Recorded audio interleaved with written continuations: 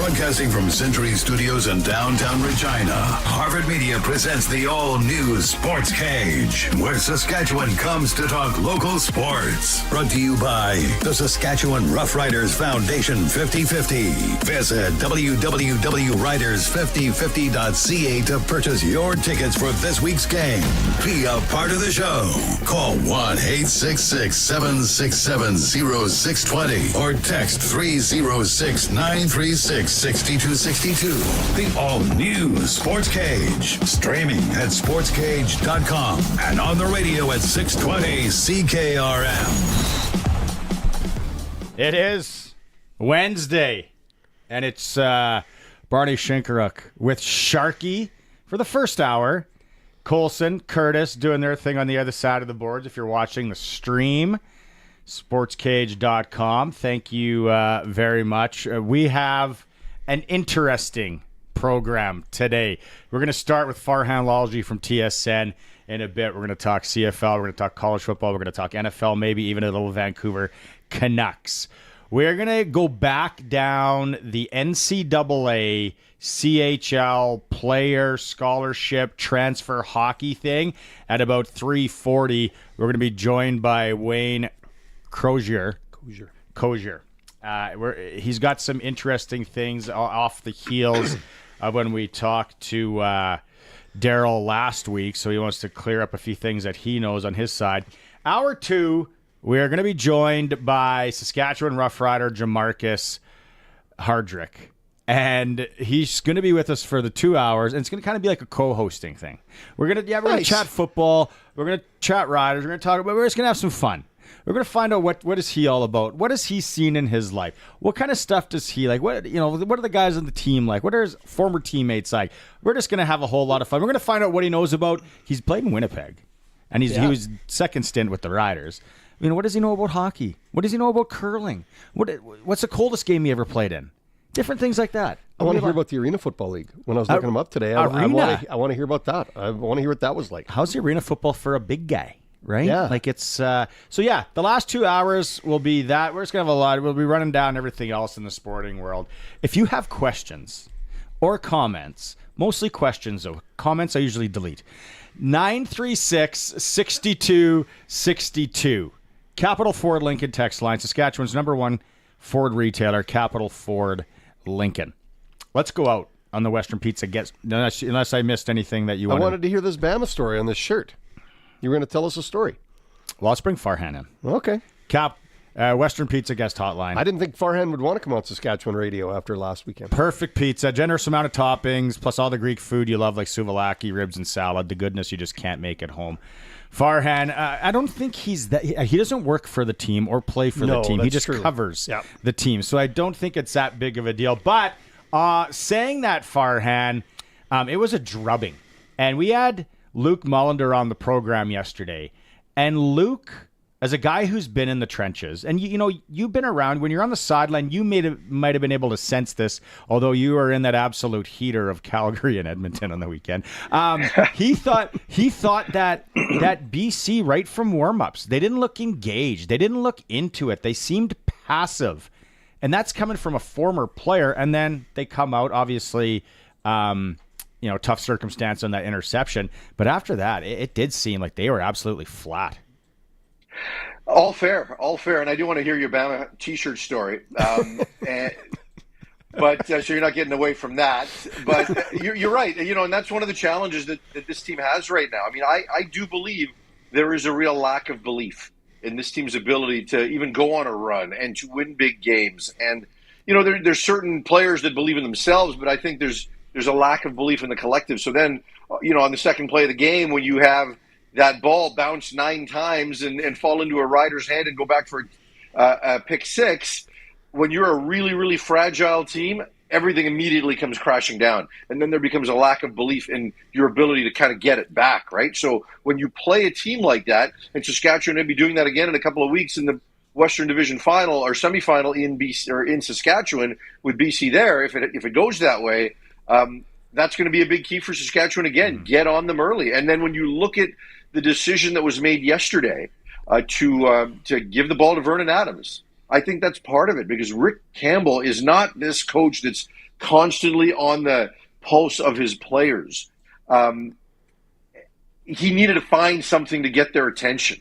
And doing this with Vernon Adams, who the players in the room really, really love and believe in, I think is one of the few levers he has left to pull.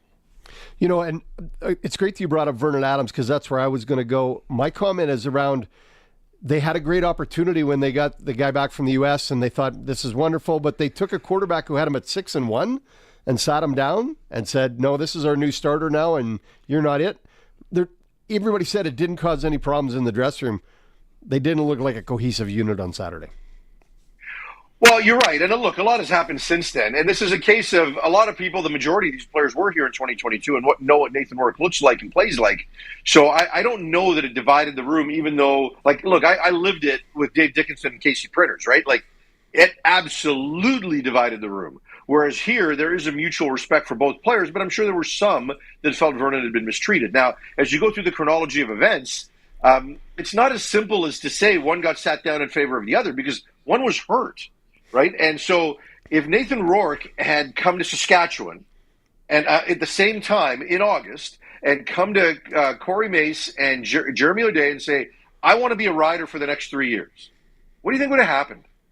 I'll tell you what would have happened. They would have signed Nathan Rourke and made him the starter. And they would have made him the starter because Trevor Harris was hurt. Do you know what I mean? And so, no, I hear you. He's got a big cachet in this market. He came in, and then by the time Vernon got healthy, Nathan had played his 2 best games of the year, right? He had just come off that touchdown Pacific performance against Ottawa and then gone to Montreal and played great in a win. And now you've got a decision to make. So, some people would say, you can't lose your spot because of injury. But others would say, okay, this guy's hitting his stride. We got to run with this, right? So both those things were at play. So if you look at all of what went down, it's easy in hindsight to be really critical because clearly it hasn't worked.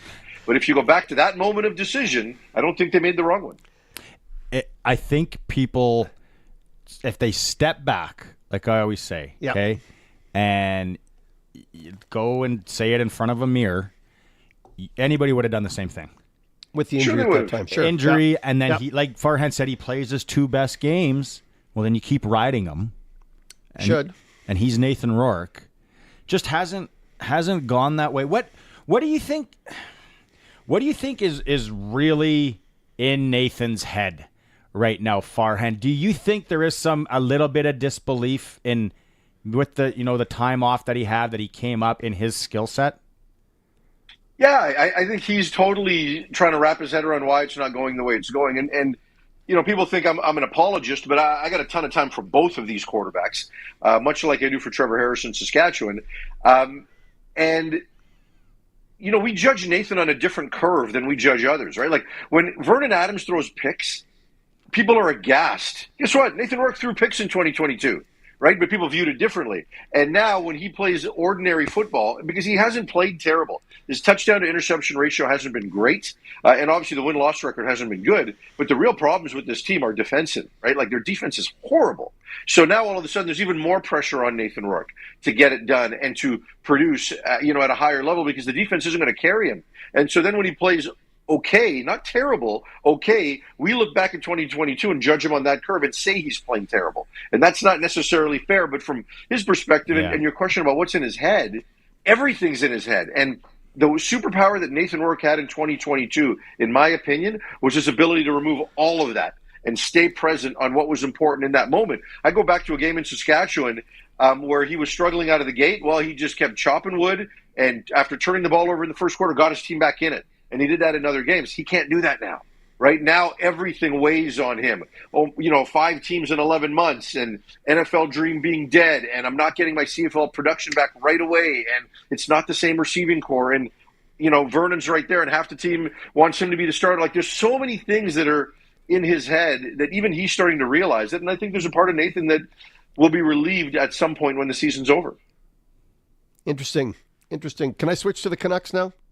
Canucks. Oh, do you have to? That's near the end. Sure, okay, Sharky, so let's do it. I'll wait. You go ahead with another. Well, I was gonna ask more football stuff. You go ahead. Let's do it. Well, is Thatcher Demko ever going to play again? Yeah, but I have no idea when. He's on this trip with the team, but doesn't look like he's any further along in terms of being able to come back. And there's a lot of uncertainty around the injury. And what you don't want, given his history, is to drop him into the lineup and set him up for the next injury, right? And that might be inevitable anyway, just with where he's at and how the last 4 years have gone. But they're in a precarious position because their goaltending has just been kind of okay, meh. And, maybe not good enough, and they need a bit more. And it's not only short-term but long-term, because at the end of this year, Demko's going to want an extension. And I wouldn't give him one, given the injury history, right? Unless you can be fully certain that we're past this, I'd be scared to give him one. So all of that is part of the Canucks dynamic right now as they make the goaltending decision. Well, what's the mood with the Canucks in Vancouver this year? Because I guess they overachieved, right, last year. And what they did, Tocchet's unreal. Probably a lot of pressure on this team, I would think. Is that what the feeling is in Van City? Yeah, I think so. I mean, I don't know that necessarily everybody views it as pressure. I think there's an excitement and an understanding that they've got to take the next step. And when you are trying to take the next step, sometimes you forget to take this step again because you think you're at that level. But there's still some things you have to do, and there's still a half dozen new players on this team, and you've got to integrate them all. And when Rick Tocchet wants them to play more up tempo, assuming they all have the basic defensive structure in mind, well, a few of them don't, right? So, in terms of pressure, I think there's a ton on Elias Pettersson, right? Given how he finished the year. So 3 games in, everybody's talking about it in Vancouver already. That what's going on? He hasn't bounced back, and he's making $11.6 million. I don't know that the rest of them are feeling pressure. But I do think if this trend continues past 3 games and into game 7, 8, 9, I think there's going to be a huge amount of pressure on them. I agree that there's going to be pressure on them because they overachieved last year. They really did. They came out, they got hot, they overachieved, they did more than everybody thought they were going to do. And this might be the coming back to earth a little bit for that group because it's still a really young group. Like they're not an old veteran-laden squad, if you will, right? They're a young group that's going to have to find their way yet. Yeah, they're not young anymore. They're in their prime. They're in their window. So they need to have some expectations. Young players do great things in this league. You don't have to be 30. So that part I'm not buying. And the other part, while you're right, look, growth isn't linear, right? There is this. However, remember in COVID, they got a couple of rounds deep into the playoffs and went through this then with, by and large, the same core, right? Demko was playing in net then. Markstrom was hurt, and Bo Horvat was part of the team. He's not now. But when you look at the Petterssons and the Hughes and the Millers, they were part of that team. Yeah, I know it was in the bubble, so it's different. But, I believe that after that year, that was the step back, right? So having been through that with a number of these guys, albeit with a different coaching and management staff, I don't view this as something they have to view as it's acceptable to take a step back. I think they should have expectation. And, we'll see. Look, it's only 3 games in, don't panic, but the way they've played outside of the first period of the season opener would make me nervous. What? And maybe a bit of a loaded question. Not quite sure how much you followed him early in the year, but if you had to look in the Pacific or the West and look for a team that was Vancouver last year that might surprise and overachieve, could you think of one? Maybe Farhan? I don't. Well, LA to a point, right? LA to a point, but LA's a little different in that last year there was expectation around LA, and I think they fell short of that. So that's the team I'm looking to see take a step forward.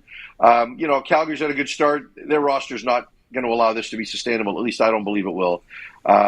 So I know people are excited about them, but I think there'll be a coming down to earth for them. But probably LA would be the team that I think takes the next step forward. Devontae Adams to the Jets. Catch you by surprise, or did you think that when it happened, it surprised me? What about you? Well, the timing, I agree with you. The timing was a surprise because I would have thought they would have brought him back when Robert Saleh was still there, right? Yes. And they were trying to maximize the offense at that point. But for them to fire Saleh, demote Nathaniel Hackett, and change the OC and then bring in Devontae Adams, that's a lot, right? I mean, Woody is not waiting. He's not waiting. I mean, some people probably feel, look, it'll be the second year of the Aaron Rodgers experiment. Didn't work. Move it along. Go find the next guy. But he's not willing to do that. There's just been too much losing in New York. So I'm not surprised they brought him. He was obviously one of the guys, when he was sitting there available and you knew that the Raiders were going to trade him, that his history with Rodgers was going to make them one of the favorites. So I'm not surprised he wound up in New York, but the timing is interesting. If again, if it was a video game and you were the Detroit Lions, who would you be trying to get? At defensive end? Yes. Yeah. You know, I don't think they'll try to get anybody. And I say Really? that because, well, look, they might, and cap-wise they could, right? They're set up to potentially make another addition. But I really believe that Dan Campbell likes the guys he's got, and he's going to be loyal, and he's going to want to give them opportunity because he's such a culture guy that he wants to see what the guys within that culture can do. And I just don't think there's an Aiden Hutchinson out there. Right, so whether you're looking at names like Hassan Reddick and this and that, like Aiden Hutchinson is a different level. Like he is a Nick Bosa level of player, and Hassan Reddick is not that. And I don't think there's available guys that can do that. So are you better off living within your culture and having the next guy do a little more potentially? But so I don't think it'll be urgent, right? Like I do think they'll go 3 to 4 weeks, and then if there's a step back and they're not where they need to be, and that's the area of concern, then they'll go get a guy. But boy, I'm excited for this game against the Vikings. It should be a ton of fun. I mean, Kansas City, San Francisco is going to be big fun, but that game, Minnesota and Detroit, is the game I've got my eye on. I feel like, and hey, I'm not a Detroit Lions fan, but I'm actually rooting for them like that. What have they ever done, really? But this is the time. Like whatever chip, whatever you got in the cupboard, I think we got to go. I know, like, listening to ESPN, some are talking about like Myles Garrett, like just get whatever, get him. However, I think it was Crosby. There's talk. I don't know. Like if they stay pat, like you said though, maybe see how it's going to go. Maybe there's a guy that we don't know. We don't know the team in and out. Maybe there is a guy that's like a mini Hutchinson that can step in. So that Chiefs 49ers, it's a 1-point game. Yeah. The Niners have been around. They're like, is it going to be that tight? No. Well, I mean, look, it's a 1-point game because it's in San Francisco. Yeah. And look, I think that team took a big step forward with what they did offensively, especially against Seattle. But Seattle's terrible, right? Like, they are not a good football team. So I think that Kansas City's a better team. I think they're going to win. They're going to win that game. I think Mahomes kind of owns Shanahan and owns San Francisco a little bit, right? Bosa will have his performance against Seattle was incredible, and Kansas City does have some weaknesses at tackle, even though their middle three are incredible on the offensive line. But I don't bet against Patrick Mahomes. I know he's gonna lose twice this year, but it's not going to be one of the big games just because he rises up for those marquee games, and he'll be that guy. Okay, so I know a lot of. Do you want to go? No, I'm agreeing with what he's saying. I got your back, Farhan. I'm right behind you. I hope the 49ers can beat them. Oh, I know it's it's not going to happen. Okay, so is it the transfer portal? And I know a lot of people here don't, sprinkle on college football or watch it, but a lot do. Like the parity in college football this year compared to other years, like is it because of the transfer portal? Yeah, I think so. And I'm not a transfer portal guy. I don't like it, right? I want athletes to get paid, but I also think that when you combine it with the portal, it's a real toxic mix with all the tampering and it hurts some teams. But it does create a level of parity. And because now if I'm at Alabama and I was a 4-star, but they tend to not lose the majority of guys. So you can rebuild a little faster. What I hate about it is that it then hurts the build process. A high school guy can't come up and build and do some great things in his 3rd and 4th year because he'll get recruited around after year 2 if he hasn't made an impact. But when you look at a place like Indiana, right, and the opportunity afforded to Curtis Rourke and the number of players that they've got and what they've been able to do there, and I think that part of it's good for college football. And the other part of it is that not because of the portal, but partly because of the portal, but also because of NIL. There are more people that stay in the college game, right? And, they've got to land somewhere. And so rather than leaving early, like you look at a guy like Cam Ward, rather than leaving early for the NFL and being a late-round pick, he can now come back and get some money in NIL. And, all of a sudden you're now more refined as a player.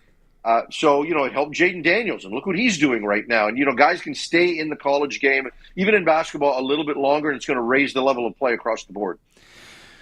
All right, okay. Here's the story on the shirt. You too. Okay, let's go. So all right, let's do it. I go to Bama, Georgia, right? College game, well, one of the year. It was unbelievable. It's so good that you went to that. I'm so jealous. I was so sick, man. I go to big events, and I'm jealous of you.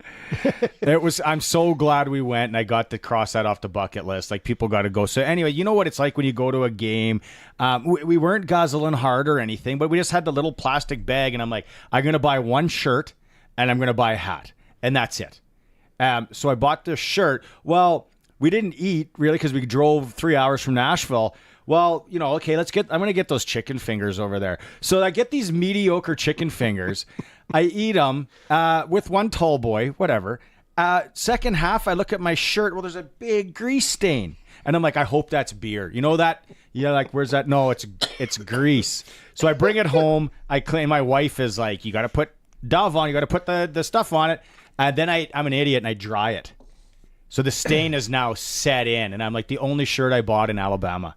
So then I looked up on Google at toothbrush with Dawn, scrub hard, rinse, scrub again, rinse, wash it. It came out.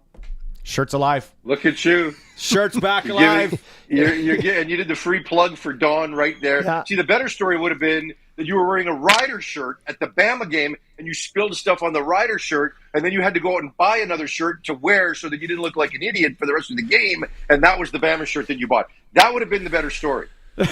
Yeah, it just tells me that you're kind of a messy eater and you don't know how to do laundry. Oh, I do good laundry. Okay, Farhan, next week. See you, man. All right. Start on. See you guys. I do great laundry. I do a lot of laundry. So do I. Yeah. Well, when you come back from the field and shooting stuff, the missus isn't big on cleaning that. I mean, you didn't have a billet. There was the odd billet back in the day that would do laundry. And then kind of creepy. And then some that why? Somebody else cleaning your underwear?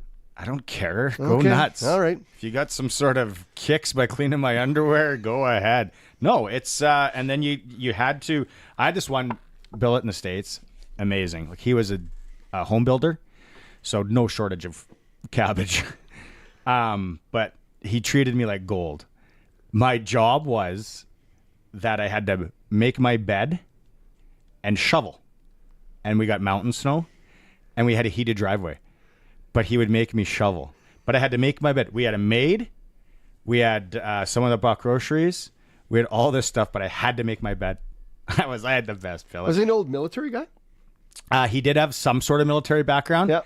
And then his secretary, which the office was in our house or underneath, she kind of got sick of driving me to practice, so he just leased me a truck through the company. I know, isn't that it? With a heated driveway. It was unreal, man. And we had Phoenix Coyote season tickets the first year that they were ever there. And he's like, "Hey, use these. Don't drink and drive." Da da da. I'm like, "Yep." You didn't try to get adopted? And my buddies are freezing their, wets off on a bus going to Flin Flon. Like, why are you playing down there? And I'm like, here's a picture of my truck. See, all new sports. Here's a picture of the driveway. But anyways, I could do a lot of laundry. I've always done a lot of laundry. And then I'm telling you, if you're watching the stream and you got a shirt with that deep stain, because I got a few golf shirts that I've thrown out. Yeah, so have I. Yeah. But it was a toothbrush and it was Dawn and scrub, rinse. Scrub. I went pretty hard on it for, half hour. Came out. Nice. Good for you. You learned. There's your laundry tip for the day from the Sportscage. You learned things on the Sportscage. Yes. If you got a favorite laundromat, let us know at 936-6262. Home of the Riders, 620 CKRM. The all-new Sports Cage is brought to you by Sherwood Co-op Liquor Stores. Now open in Harbor Landing and Rochdale Boulevard. Fall is truly the best season ever. So get that pumpkin spice latte and get ready to rake in the deal. Because it's time for the Harvard Media Fall Auction on right now. Bidding starts to close on October 21st at 7 p.m. Bid on amazing products in categories like travel, health and wellness, and outdoor living. That's the Harvard Media Fall Auction. Head to harvardmediaauctions.com to register now. When you shop at Sherwood Co-op, you're contributing to your community while building equity and putting money back in your pocket. Others may claim to be local, but Sherwood Co-op is truly local. Rooted in your community for over 90 years. They're a proud Saskatchewan company. Who continue to support hundreds of community organizations each year. Like the Neonatal Intensive Care Unit at the Regina General Hospital and the Cancer Foundation of Saskatchewan. We are members. We are owners. We are Sherwood Co-op. The greatest auto sale has arrived at Crestview Chrysler Dodge Jeep Ram. Behold our dazzling weekly Ringmaster specials. Early year-end prices that will have you gasping. And Cash for Clunkers is back. Get a minimum $3,000 for your vehicle, guaranteed. There's food and games galore. Plus, win your share of thousands in unbelievable prizes. So come one, come all to the greatest auto sale at Crestview. This is Mohammed Fayaz, your Saskatchewan Party candidate for Regina Pasqua. Premier Scott Moe and the Saskatchewan Party have a plan to make life more affordable for everyone. We will increase the graduate retention program for students, create new home renovation program for homeowners, increase the personal care home benefit for seniors, and cut income taxes for everyone. On October 28, let's keep our economy strong and our future bright. Vote Saskatchewan Party. Compact and mighty and ready for a challenge. It's the Kubota BX80 compact tractor. Tough enough for your loading, mowing, and snow removal jobs. Right now, get 0% financing for up to 72 months. See your Kubota dealer for details. The all-new Sports Cage. Watch our live stream at sportscage.com and on the radio at 620 CKRM. Capital Ford Lincoln text line. I think Roscoe's dipping into the sauce on a Wednesday afternoon. His question. Work early? I thought he was going to have a question for Jermarcus Hardrick or something. When will the first snowfall be? I don't know. I thought we were going to get Pig Spleen guy on and Almanac guy. Colson, did you ever look into that? Can you look into getting his Pig Spleen on? I want to find out what kind of winter he thinks we're going to have, and then we'll document it, and then we'll... Has he ever been very accurate? I've been looking. He's really hard to source on the internet. Isn't he from Southwest Saskatchewan? Yeah, I thought he was down from like Tompkins or somewhere Is he down still there. with us? Like, it's been years since I heard him. Yeah. Okay, well, let's Like I look said, into I'm that. looking. All right.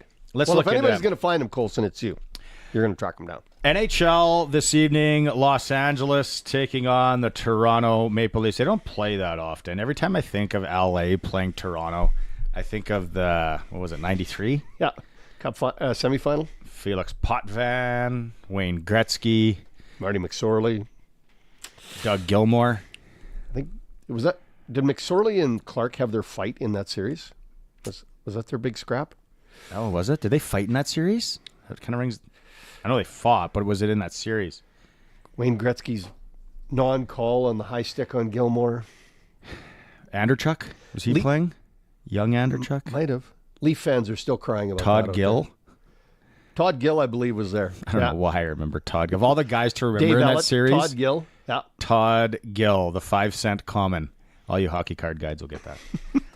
Okay, elsewhere. Buffalo is in Pittsburgh. Boston, Colorado. Interesting matchup. It is. Colorado needs a W. They got to get off the schneid. Utah, Anaheim. This Utah team's exciting to watch if you get a chance to watch them. Starting tomorrow, we have our NHL Insider starting with us. Eric Francis is back for the whole entire ice hockey season. Love it. Francis will be with Chris and Dave tomorrow, and it is brought to you by Southie Mainline Chrysler. They jumped onto that. Don't forget 15% off Pacificas right now in Southie, Saskatchewan. Also, $18,000 off select Ram 1500s. Worth the drive every time, guaranteed, to Southie, Saskatchewan. Thank you very much, Southie Mainline Chrysler, for sponsoring Eric Francis for the year. I have a comment, and you brought it up with your with chicken fingers. Is that what they were? Chicken fingers? Well, can I, before you go to that? Okay. Sorry to interrupt. That's not unusual. Pig Spleen guy died a few years ago. Somebody just texted us in. that in. So, unfortunately, yes, we apologize. Rest in peace. Yeah. Pig Spleen guy. And we could just get Almanac. Find an Almanac guy. Everyone goes Almanac. I don't use the almanac. No, I don't either, but I would like to figure out how it all comes about.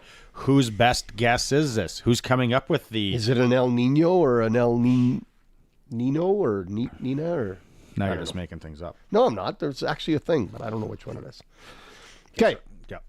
Your chicken finger thing. To follow up on Pig's You got interrupted twice. Sorry. Just to follow up on Pig's Spleen.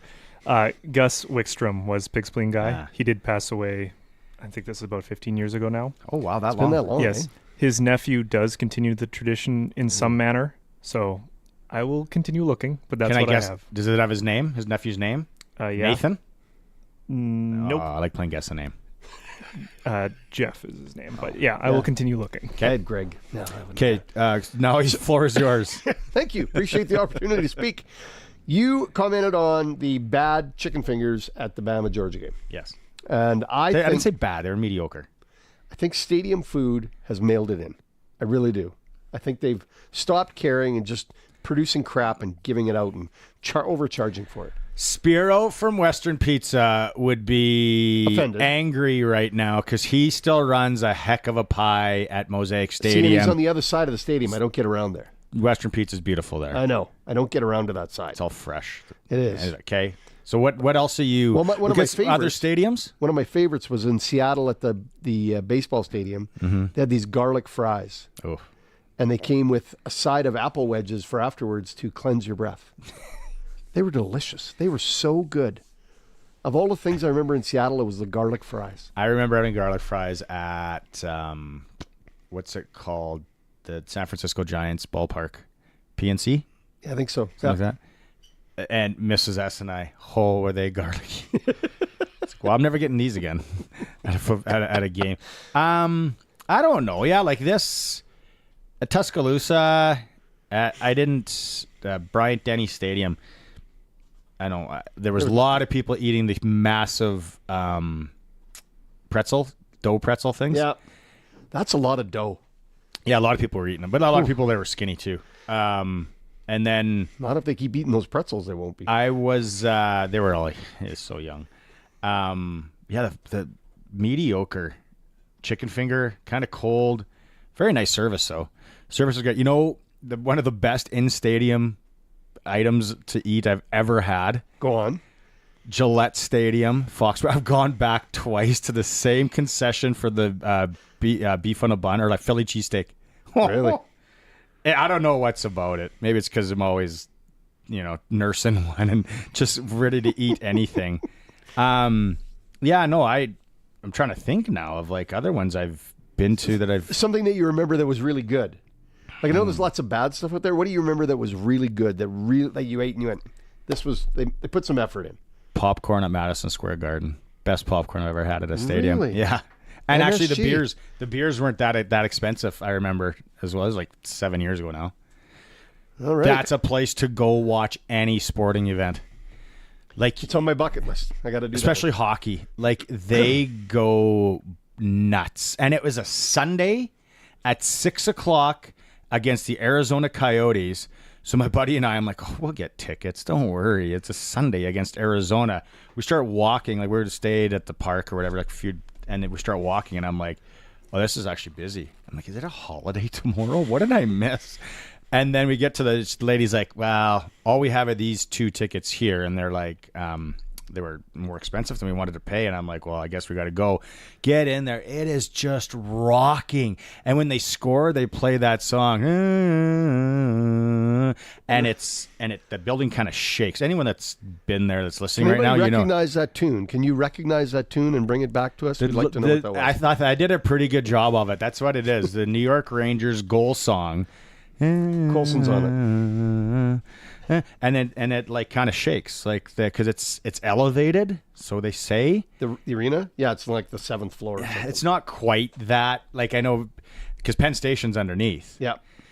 But it's something. It's a bucket list thing. Tuscaloosa, if you like football, go there first though, before MSG. But yeah, they had a nice popcorn. All right, that's the feedback we want today. We want the best stadium food location and what it was. There's probably some really good ones. We Yeah. have no idea. I want to hear. what it was. It is. Let's talk hockey here in the next segment. Speaking of WHL tonight, Spokane Brandon. Berkeley Catton versus Roger McQueen. Two Saskatoon boys going at it. Catton a first-rounder last year. McQueen will be a first-rounder this year. Spokane beat Moose Jaw last night, 7-4. They're on a long road trip here, and they're absolutely buzzing. Red Deer's in Calgary, and PG's in Medicine Hat. SJHL this evening. Around the area, we have games. Battleford is in Notre Dame. Yorkton is in Estevan. And then up north, the Weyburn Wagon, they're in Nipawin to take on the Hawks. So 3 games in the SJHL. Benny Walchuk yesterday on the SJHL report, we talked about Weyburn. And Cody Mapes doing some things there. Got them playing good. Like to hear it. Good hockey. I think the SJ, there's a lot of parity in the SJ this year from what I'm seeing. I could be totally off my rocker, but yeah, that's the rundown of hockey in the area. When we come back, we're going to talk about this NCAA CHL scholarship. Does he have a scholarship? Oh, listen. That's the song? That's what I just hummed.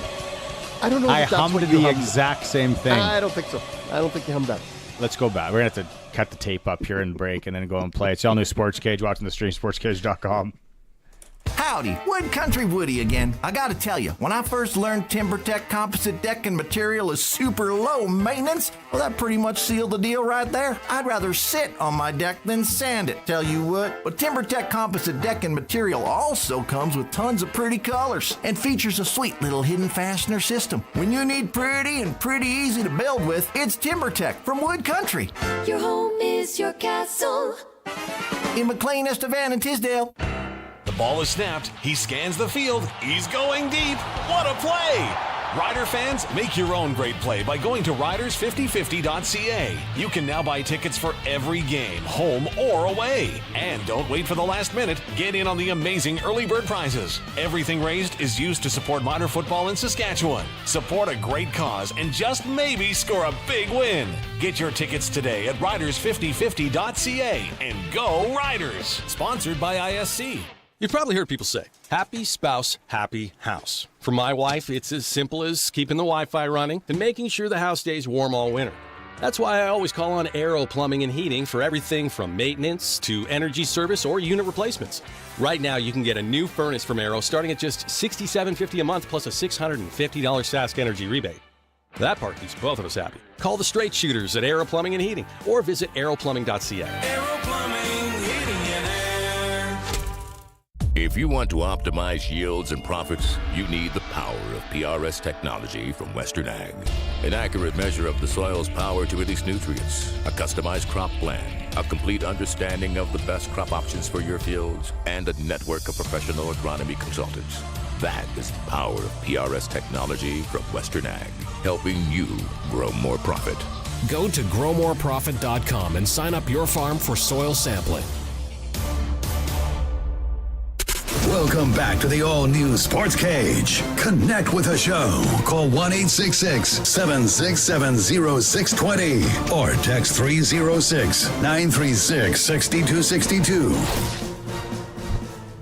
High school football playoffs are starting around the province here. I think it's like tomorrow. There's a number of games. It's really weird because some of them, it's like they're playoffs and then other ones play and then they get into like a provincial playoff.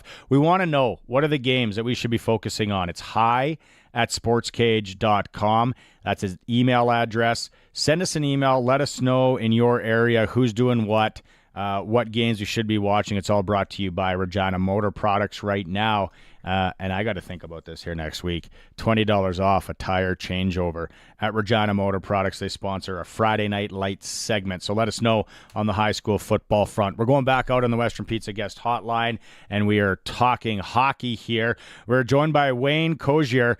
Wayne, you were listening to the show when we had Daryl Wolski on, and we had the conversation about CHL players being able to go to play NCAA hockey. I appreciate you listening. I appreciate you reaching out saying, hey, I'd like to come on and shed some light. First off, let's give it like background. Like what do you do, Wayne, with your organization? Hey, first of all, thanks for having me on. Look forward to sharing my insights. And I'm the CEO of Trailblazer Hockey Advisors, and what we are is an advisory group that helps young hockey players, reach the higher limits of hockey, whether that be to junior A hockey, to NCAA, Western Hockey League, professional hockey. We have all of those types of players within our family. And so, kind of the rules with the NCAA as of today is you have to have an advisory. So you have to pay the person that provides you advice. And so that's really where we focus on those players that are looking to pay for advice and for us to get them to higher levels. Are there any kids that go play NCAA that don't hire an advisor, that just kind of go at it old school? Absolutely.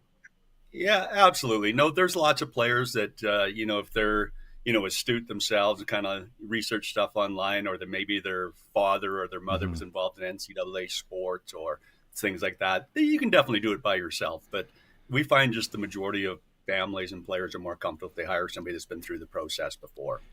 So, correct me if I'm wrong, but you are working right now with some CHL players. You don't have to give names or anything, but you're working with some CHL players that are talking to NCAA schools for full rides or rides?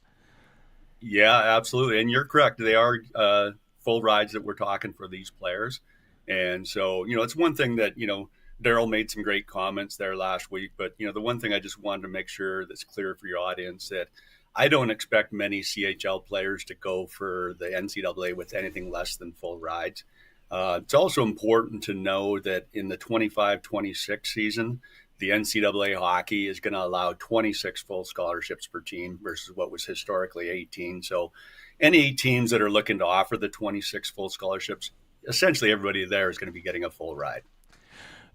Well, so that's 8 more? No, 20. Yeah, 8 more full rides per. What does a usual NCAA team carry as far as players?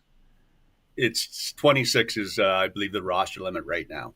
Oh, right on. So yeah, like you're saying, then most kids are going to get a full ride. Going back to where some kids, as it stands right now, it would have to pay.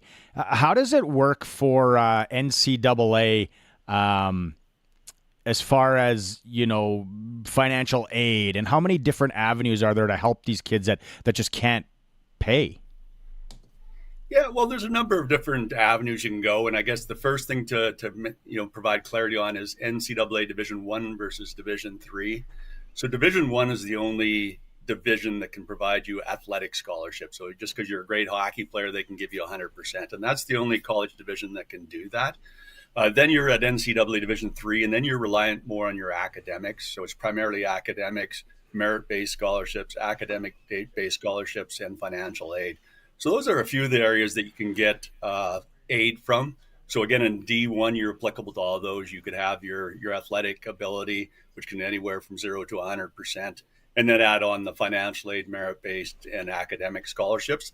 And then there's other things such as the Alston payments, which is kind of a new thing where you can get about $6,000 for that.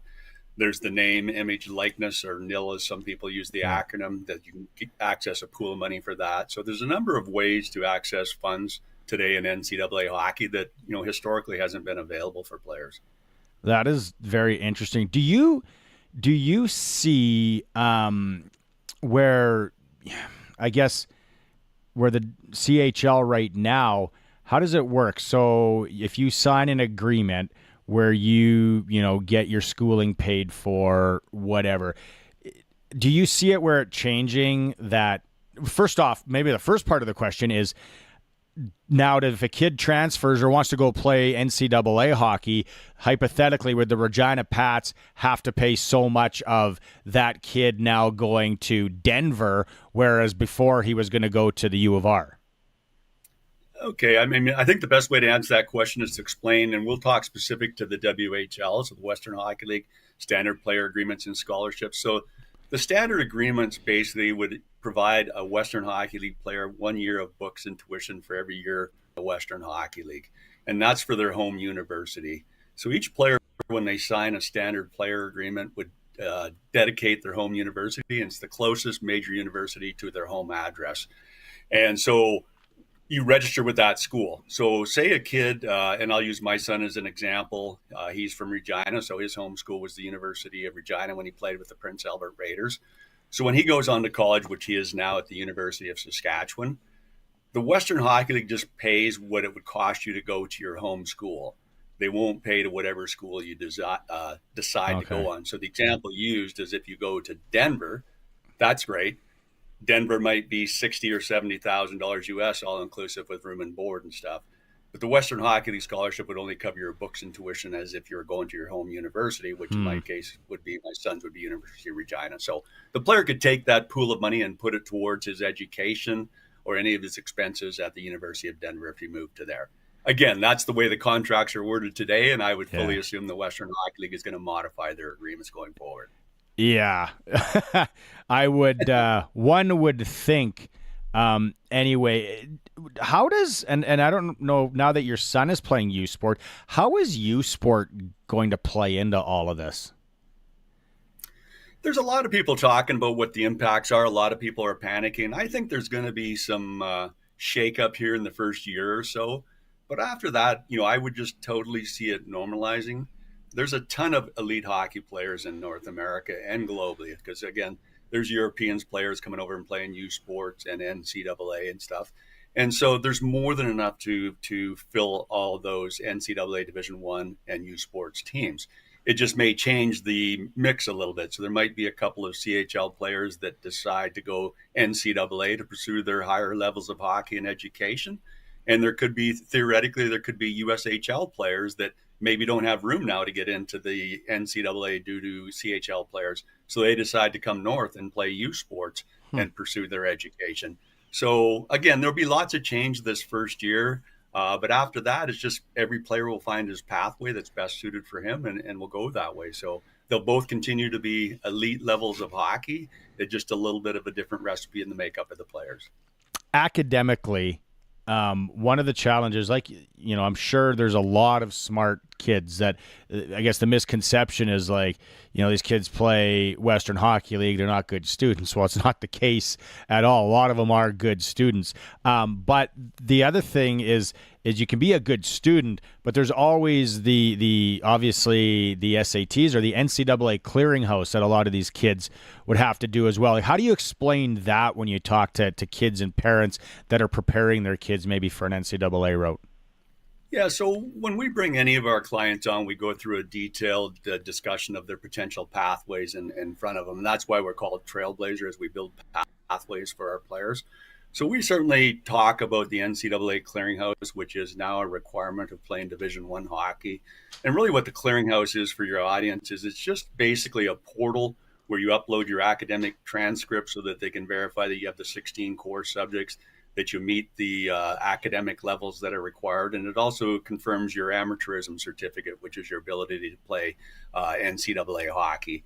And so most of our players, we have a talk about that. Most players, even if they're looking at pursuing CHL, we'll educate them on the portal.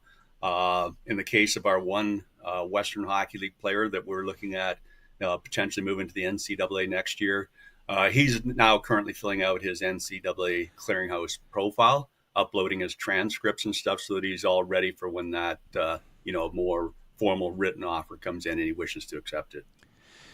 Wow, this is there's a lot to comprehend and digest here, and all that. Okay, the last question to you is: when do you think we're going to see this influx or this explosion of kids, CHL players? When are we going to see this commitment thing come through? Is it like there's something November 1st? I think I read. And then the second part of it, is it going to be mostly all 20-year-olds or 19-20s? Yeah, so the first part of that question is it will be in November. There's going to be an NCAA coaches meeting that's going to be happening. All indications are that's when it will be declared that CHL players will now become eligible. And so then you'll start to probably hear a whole lot more about teams publicly, I guess, looking to different players and having the players verbally commit and or formally commit to their colleges and stuff. Based on everything I've talked to NCAA Division I coaches, they're all telling me 100% it's going to happen for next year, the 25-26 academic year, when CHL players will be eligible. And my perception is it's going to be primarily the 2004 borns are going to be drawing the most attention because they're ready to go in. And in my case of our couple of CHL players that we've been talking to colleges, they are both 2004, so playing as overages in the CHL. And so I think that's where everybody's kind of, going right away. But longer term, certainly they're going to look to the younger players that maybe chose the CHL route, but now are having second thoughts and might like to go to the NCAA now that they're going to be eligible. And so they'll be looking to all those kids. Okay, I lied. I got one more question. Who's going to be? Is there a league? Is there an age group? Is there part of the world? Who's going to be the big, I guess, for lack of a better term, loser in all this? Like with this new ruling and kids being able to play both. And again, I'm going to answer that question this way: that in the short term, there might be losers, so to call. And I would say that would be leagues like maybe the BCHL, maybe the USHL to a smaller perspective, because there's certain Canadians, say, that will go to the USHL to try and pursue the NCAA. Well, those kids will now have no reason to do that. Same with the BCHL. There's a lot of elite Canadians and even Americans that go through the BCHL route to keep their NCAA eligibility today. Well, that's going to change going forward. But that said, it's going to be all short term, because my point is there's lots and lots of elite hockey players in North America. There's no shortage of players. And so it's just going to normalize. Suddenly, all those players will be just finding whatever's the best route for them. And again, I would assume a lot more players will go the CHL route. But in behind there is a lot of really elite players that can play in the BCHL, the USHL, the North American Hockey League. And you won't notice any difference at all. And it's a little bit like people will talk about at the NHL versus the American Hockey League. So any American Hockey League player, say in a forward that plays in the top two lines of the American Hockey League, could play in the bottom two lines of the NHL. So it's the same thing here, really. It's interdispersible, and you can interchange those types of players.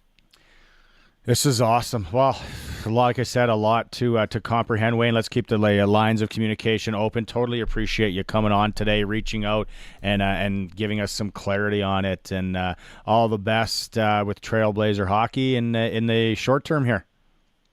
Yeah, thanks a lot for having me, and I'd welcome coming on anytime. It's a very complex and fast-changing world, the hockey landscape, so I'm here to help you and any of your audience that I can, okay? Right on. Thanks so much. It's Wayne Crozier with Trailblazer Hockey, giving us some insight on the CHL to NCAA route. It's all fascinating. That's an hour in the books.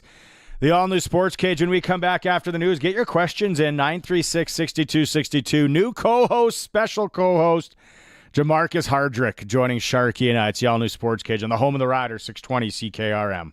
So, how big is yours? 5 inches. That's about average. How'd you like 6 inches? 6 inches? 6 inches? That would be a big improvement. A 6-inch package from Prairie 6-inch eaves trough is made specifically for your farm building. 6-inch eaves troughs are more durable and efficient during storms. They're family owned and operated, so you'll get an honest installation at a fair price. Prairie 6-inch eaves trough, your farm shop specialist. Call 570-6415. Winter brings tougher driving weather, and that means it's time to winter up those tires on your vehicle. Regina Motor Products has got an offer that will make your ride safer and your wallet happier. Before you hit the snowy open road, get your tires swapped for winter, with rebates as high as $120 off a full set of winter tires. You don't want to wait. Book now and be ready for all that cold stuff. Visit rmpchevrolet.com. Your friends at Prairie Gun Traders in Avonlea have exactly what you need this fall. From muzzle loaders, rifles to shotguns, you are totally covered this hunting season.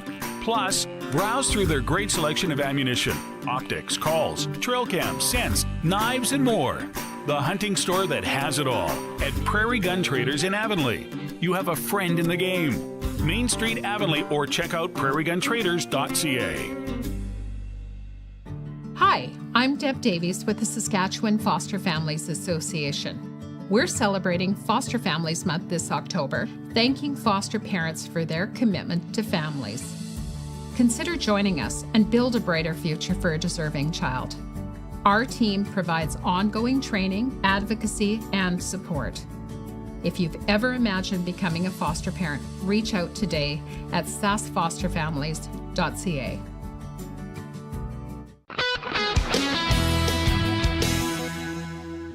It's 4 o'clock. Good afternoon. It's mostly cloudy and it's 23 degrees in Regina. I'm Corey Atkinson from the Harvard Media News Center with 620 CKRM News for Sherwood Co-op. Proud supporter of our community with over 500 donations to local charities and nonprofits annually, and by Mercedes-Benz Regina, for those who can. Mercedes-Benz-Regina.ca. Saskatchewan Party leader Scott Moe and the Saskatchewan NDP leader Carla Beck face off on TV and radio tonight for the only debate of the provincial election campaign. Beck has spent much of the campaign focused on health care, and yesterday she told a news conference she would hire 800 healthcare workers in areas that are in need if she becomes premier. She previously announced an NDP government would spend $1.1 billion on health care over 4 years. Moe has said he would broaden the health care plan his government announced 2 years ago. He also said yesterday that he would continue withholding federal carbon levy payments to Ottawa on home heating. 620 CKRM and Sask Today will be bringing you the provincial election debate online and on air, live from the legislature tonight at 6. And for more comprehensive coverage of the provincial election campaign, go to Sask Votes 2024 on 620CKRM.com and sasktoday.ca. Esterhazy RCMP are on the scene of a collision that resulted in a train derailment north of the community of Gerald. People are asked to avoid Range Road 1322 at this time. RCMP say this is an unfolding investigation, and further details and updates will be provided as they become available. The Regina Downtown Business Improvement District has announced the development of The Square, an 11,000 square foot space designed for community events and entertainment. Located on the former Gordon Block and Burns Hanley sites, The Square will include a beer garden, food truck space, retail units, and areas for live performances. RD Bid said the project is on bid to open by the summer of 2025. The space will host events like live music, markets, and private functions, while also featuring public art. Investigators in West Central Saskatchewan say they don't know what caused a fire that destroyed a motel earlier this week. The fire broke out Monday night, the Best Canadian Motor Inn on the outskirts of North Battleford, and one person was treated for smoke inhalation. The flames spread to a key piece of electrical infrastructure, taking out the power to the city for several hours.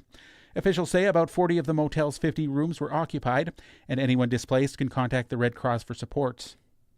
And down south, new polling released today says it's still a tight race in the U.S. presidential election, in a couple of battleground states. The race for the White House remains as tight as ever. New polling from Quinnipiac University shows Kamala Harris and Donald Trump virtually tied in North Carolina, and Trump up 7 points in Georgia, a potential warning sign for Democrats there. It's less of a toss-up in the North Carolina governor's race, though, where scandal-plagued Mark Robinson, who currently serves as the state's lieutenant governor, trails Democratic frontrunner Josh Stein by 8 points. Brittany Shepard, ABC News, Washington.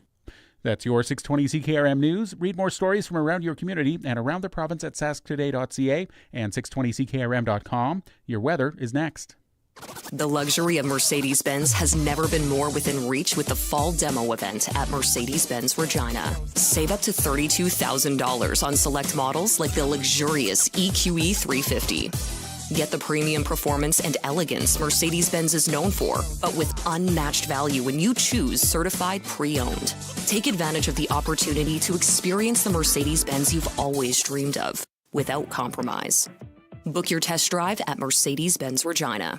When you shop at Sherwood Co-op, you're contributing to your community while building equity and putting money back in your pocket. Others may claim to be local, but Sherwood Co-op is truly local. Rooted in your community for over 90 years. They're a proud Saskatchewan company who continue to support hundreds of community organizations each year. Like the Neonatal Intensive Care Unit at the Regina General Hospital and the Cancer Foundation of Saskatchewan. We are members. We are owners. We are Sherwood Co-op.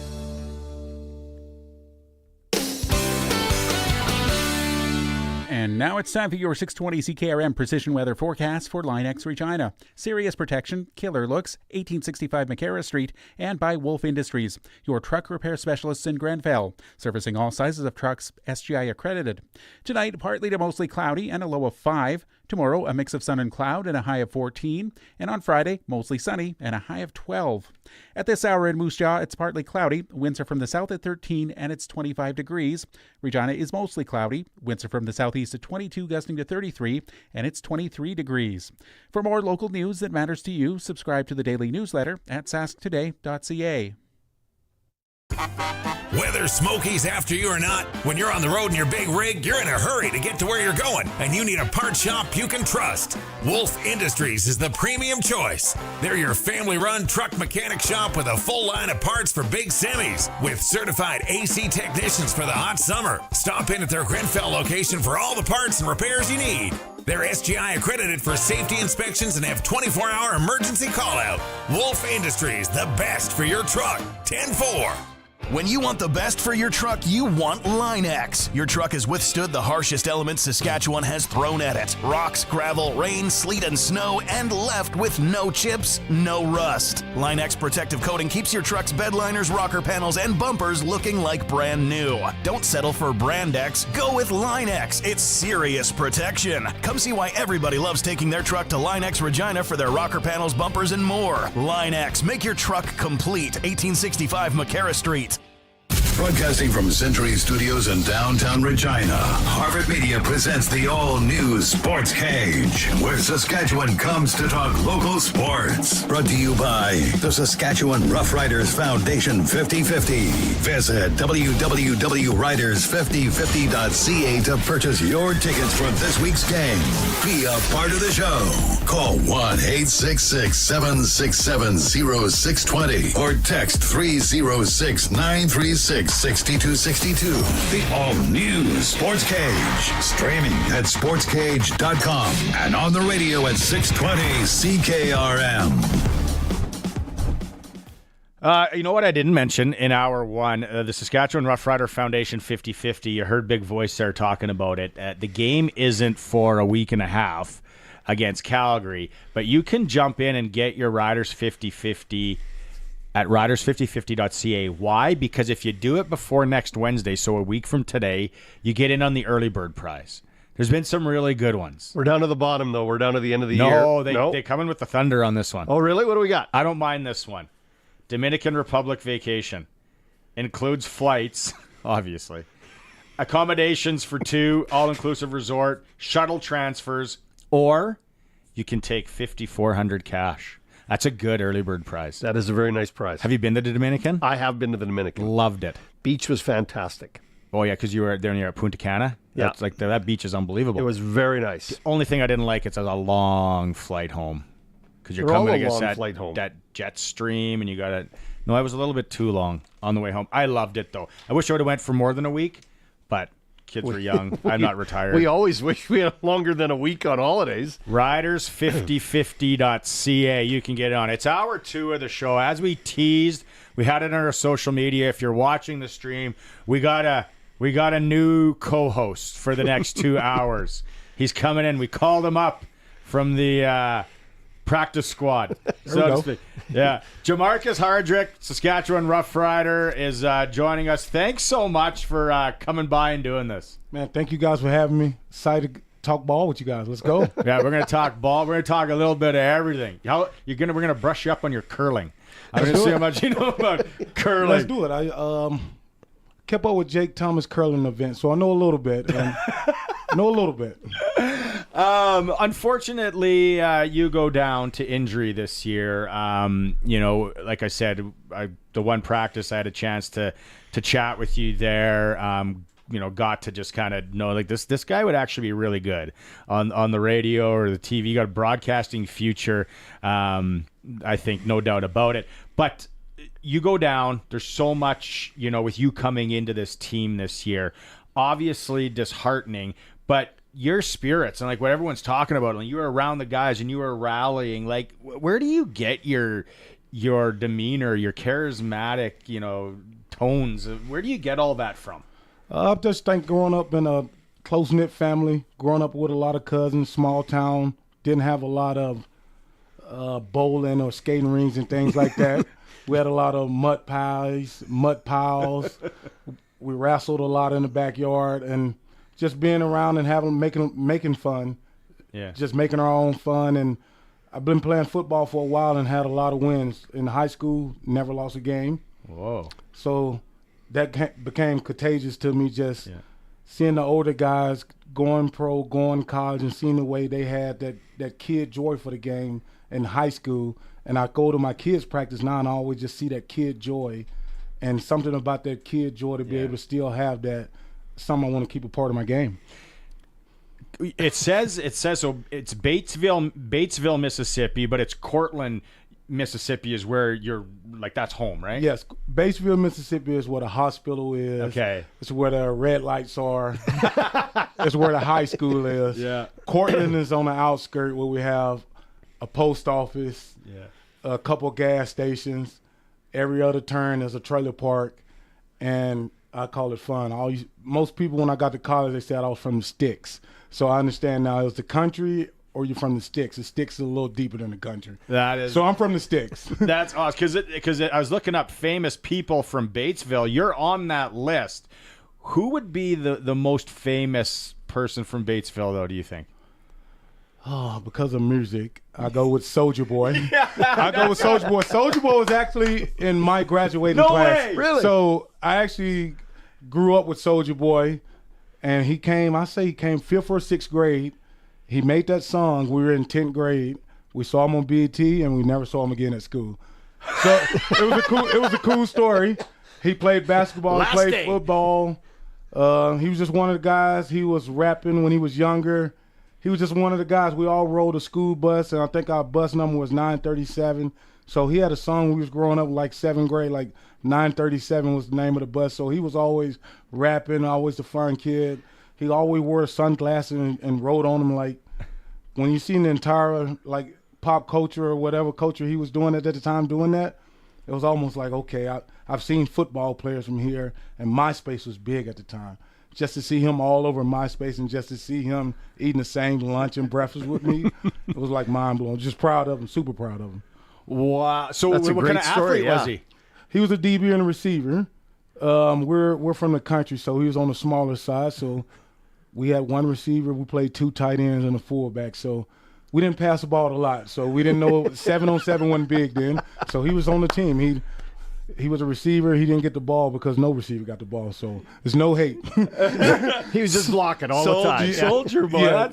That's so. The last time you would have spoken to him would have been. I was actually the 2021 Grey Cup. I sent him a message that we was listening to his one of his songs in the locker room, and he messaged me back. But in college, he listened. He tweeted a couple times that I had a game. Watched my teammate Yoshi on ABC. No way. And that was kind of cool at the time. No kidding. That is awesome. That's a very cool story about a very small town, right? The 2 great people come from. That's awesome. Very small town. We had a couple NFL guys. Yeah.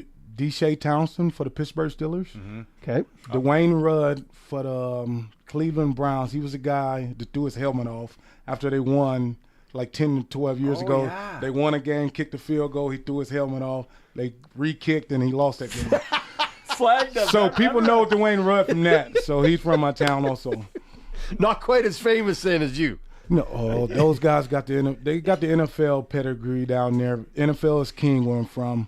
But guys are starting to respect the CFL and see the CFL more. It's not even a respect thing. Just growing up, you don't get a lot of CFL exposure in a very small town when you got 3 channels and you still turning the antenna a little bit.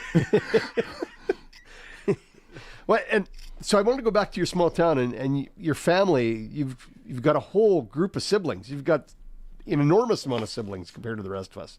How do you keep in touch with all of them? How do you find them all? Do you know where they all are? Most of them from the small town or the small county of Panola County. So it's Basefield, then it's Cortland, then it's Sardis, then it's Pope. All of that would probably make up 7,000. But and that's our county. So a lot of guys are in the county. I went to school with a lot of them, but I didn't meet a lot until I got older. So that's how I got the nickname Yoshi from my brother Mario. Met him at the Boys and Girls Club, and we were kind of kicking it. He was a little older. It's cool to hang around him. Then the whispers started coming. I'm from a small town. Eventually, you're going to find out if somebody's your dad or not. So it was one of those things. Found out we had the same dad and hated the name Yoshi. Wanted to fight people if they called me Yoshi. But it meant a lot more when I found out somebody I looked up to, and Mario and Yoshi meant a little bit more. Because what is it, 17 siblings? 17 siblings. Only one on my mom's side, my dad. My biological father, he had 17. Jeez. And then, so Mario. Yeah. But was everybody the stature that you are? Everyone like big?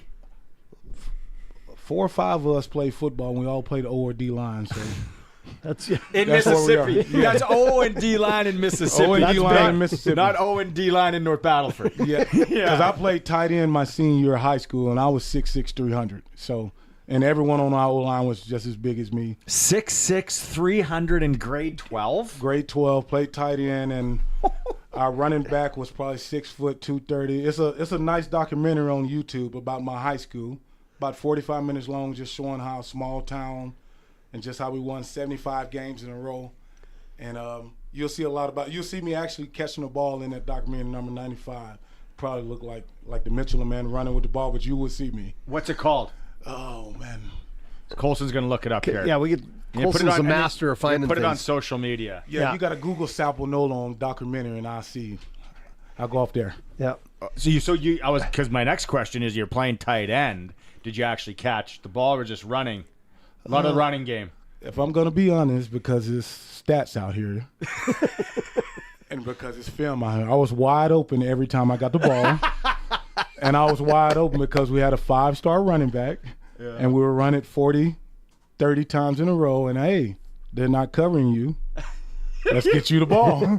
But the plan was never to get. I was moved to tight end just to block. Yeah. I was never. No one at our school played tight end or do anything else. We've probably had 2,000 or 3,000 yards rusher. You will see the size of guys. If you put a little bit of this documentary up while we're in it, you will see the size we had of guys. Everyone is SEC and Big Ten look-alike. We signed them 4 and 5 stars every year from my high school. So I was a little of a nobody at my high school. Just I was a 2-star in high school, and we had 3, 4, and 5 stars every year. So where did the guys from your team in high school, where'd they all end up in college? Like, you ended up in Nebraska, but where did the rest go? You went junior college first. I went to junior college first. A lot of guys go to Ole Miss or Mississippi State. And how do I put this? All right, we're just going to keep it honest. I didn't know what a GPA was when the colleges came to talk to me. My high school didn't kind of tell us, but they kind of showed us all you have to do is pass these classes to be able to play on Friday. So I never thought about getting A's and B's or thinking about the college thing. My high school had never lost a game. It almost feels like college. We're like celebrities in a small town. So I'm just like, all I got to do is make bare minimum is 70 or 75 to pass every class. And when I committed to Auburn my 11th grade year, and I never forget when they asked me what a GPA was. It's like, what is a GPA? It's like your grade point average. And I was like, I'm passing every class. I've never failed a test. I've never did anything. And they was like, your core GPA is below a 2.0, and you have to have a 2.0 to get in, or excellent ACT score. And I was like, all right, well, we have to look at different options. That's when I had to go to junior college. And it's a lot better now. We have better resources. And I love my counselors and my teachers when I was there. Now that I look back on it, they was pushing us to get the grades that we need. They was telling us, you guys are just doing bare minimum just to play. You're not going to be able to go to college. But you're undefeated, 16 and 17-year-old. You're coming in school, and it's Ed Orgeron, Nick Saban. No way. Just SEC coaches coming to see you. It's hard to listen to the social study teacher or your algebra teacher. I'm just keeping it honest. That is very honest. And I love those guys, and those are the people when I go back to my high school, all I do is apologize to them. Everyone's so happy to see me when I go back, and I'm more like, I'm sorry if I was a class clown. I'm sorry for every time I stood up on a desk doing the pep rallies or just sorry for not listening and taking everything you was telling me in. I'm so glad that you're keeping it real, because we have that in hockey up here too. Big time. Right? Yeah. Where it's just like, hey, just get them along. The teams, we need them. And rightly so. And I think for people to realize that there was people there. My wife's an educator, okay, right? Like that they're helping you and they're trying. But when we are all clouded in our high school brains, we're all going pro. Hey, nobody's not going pro. These guys are undefeated in Mississippi playing football. Yeah, like I can't imagine. Full disclosure, how big my head would have been. And it got things got a little worse. We got the ESPN contract. We're playing 2 or 3 games again on ESPN. We got sponsored by Gatorade. In high school? Got sponsored by Gatorade in high school. What did you get out of that deal? What I get out of that deal? A whole lot of championship rings, a lot of exposure, and a big head that hurt me when I got to college. Did you get any like Gatorade? Did you get any like? What did they give you guys like as players? Well, I had unlimited. I drunk too much Gatorade in high school. It was packaged. We just had packages getting delivered. It wasn't. We didn't even have to take them. They just packed up on. We don't have a lot of space here. It's a small town. Just packed up on side of the walls. Like I drank too much Gatorade during my career, and a lot of it was the powder mix. So I'm putting probably extra powder, gaining bad weight, but it was fun. I wouldn't change a thing about how I grew up, besides being exposed to things. The biggest thing, I try to expose my kids to so much. They lived in Canada. They went to half of the year in Canada, half the year in the U.S. Their mom is Filipino and Mexican. I'm Black, African American. They go to Mississippi. They go to California. We live in Nebraska. Like when I grew up, we're going to keep it real in here. So I grew up, I'm from a small town, and it was like the blacks was on this side, whites in Mississippi in 1990. And I'm not talking about 1960. I'm talking about Mississippi in 1990. And that's how it was. It just blew my mind. I never even thought about it because we go to school with these people who play sports with them. It was never, I didn't think about it. I wasn't exposed to it or anything. It was just normal. You met your wife. She was an athlete too, right, in Nebraska? Yes, she ran track and cross country. And yes, we met her there, and she saved my life, basically. Well, helped save my life, and just been a blessing. Wow. Patience. Filipino and Mexican? Filipino and Mexican. So what? Because my wife likes to cook. Yes. Like what? Are you like pancit noodles, or do you eat the Mexican food, or what? Like what do you guys? I just can't go wrong. She makes both, and she makes the things I grew up liking, and she has her little twist to it. She got a healthy kicks to it. She air fries things. Yeah. I'm like a kid, so she chops up veggies and put it in cheesy macaroni. And I don't know I'm eating veggies. So I give my wife a lot of credit. My wife she's the real deal. She's the reason the boat stays up, because she has the kids the most of the time. Yeah. I'm still a kid when I get off work. I'm so high from energy and being at work and running around. Then as soon as I get home, my kids are ready to run around because they know dad's home. Yep. So it never stops, and my wife is the one. Let's take a quick break here. He's here for the next, I guess, hour and a bit now. It's Jermarcus Hardrick from the Saskatchewan Roughriders. He's going to be with us on the show. This is great insight. It's Sharky, Shank, Colson, and Curtis. It's the all-new Sportscage. If you're watching the stream, you see it at sportscage.com. The all-new Sports Cage is brought to you by Bronco Plumbing and Heating, where professional service is guaranteed. They'll treat you right. 781-2090. When it comes to duct cleaning, call Bronco Plumbing, Heating, and Cooling. They'll clean out the dust and debris that builds up over the summer. When you need protection, they offer a monthly plan for homeowners to get regular service done on their AC and furnace, as well as plumbing. And when it comes to furnace servicing, it's never too early to get that done too. Bronco will service your furnace and have you ready to go before winter hits. Consider it today, so you can rest easy tomorrow. Learn more at broncoplumbing.com. This is Mohammed Fayaz, your Saskatchewan Party candidate for Regina Pasqua. Premier Scott Moe and the Saskatchewan Party have a plan to make life more affordable for everyone. We will increase the graduate retention program for students, create new home renovation program for homeowners, increase the personal care home benefit for seniors, and cut income taxes for everyone. On October 28, let's keep our economy strong and our future bright. Vote Saskatchewan Party.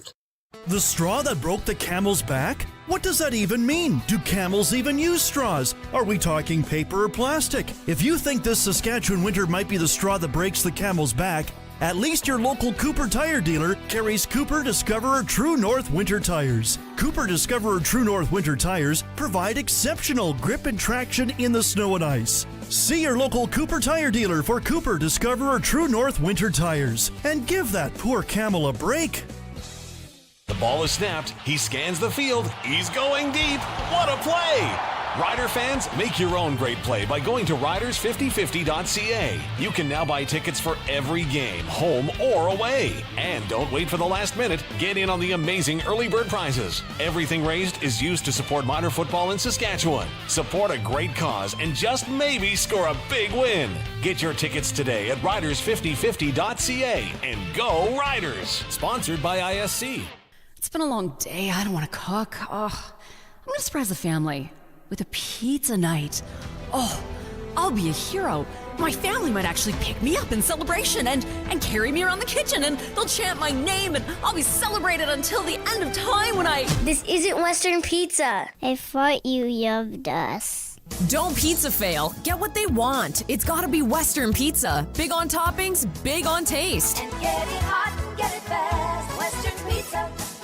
Hey, neighbor. Hey, Otto. Where are you off to? Taking my car to Moose Jaw Truck Shop for a checkup. It's my third one this year, so with their new rebate program, I get cash back. Other perks too, and cookies.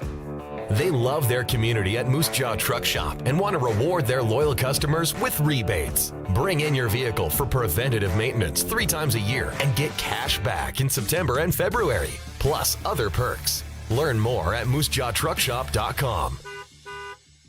The all-new Sportscage is live streaming from our Century Studios in downtown Regina. Watch now at sportscage.com. Be part of the show by texting 306-936-6262. 620 CKRM. It's the all-new Sportscage. Shank Sharkey and Yoshi with you today. So much to get through. Don't forget, we mentioned this yesterday, and then somebody texted in, Keniston Super Draft is back. We're going to be doing this until November 1st. We will start picking our regular season team. Who was it yesterday that Bidsy was talking about how I just bullied him in the postseason draft?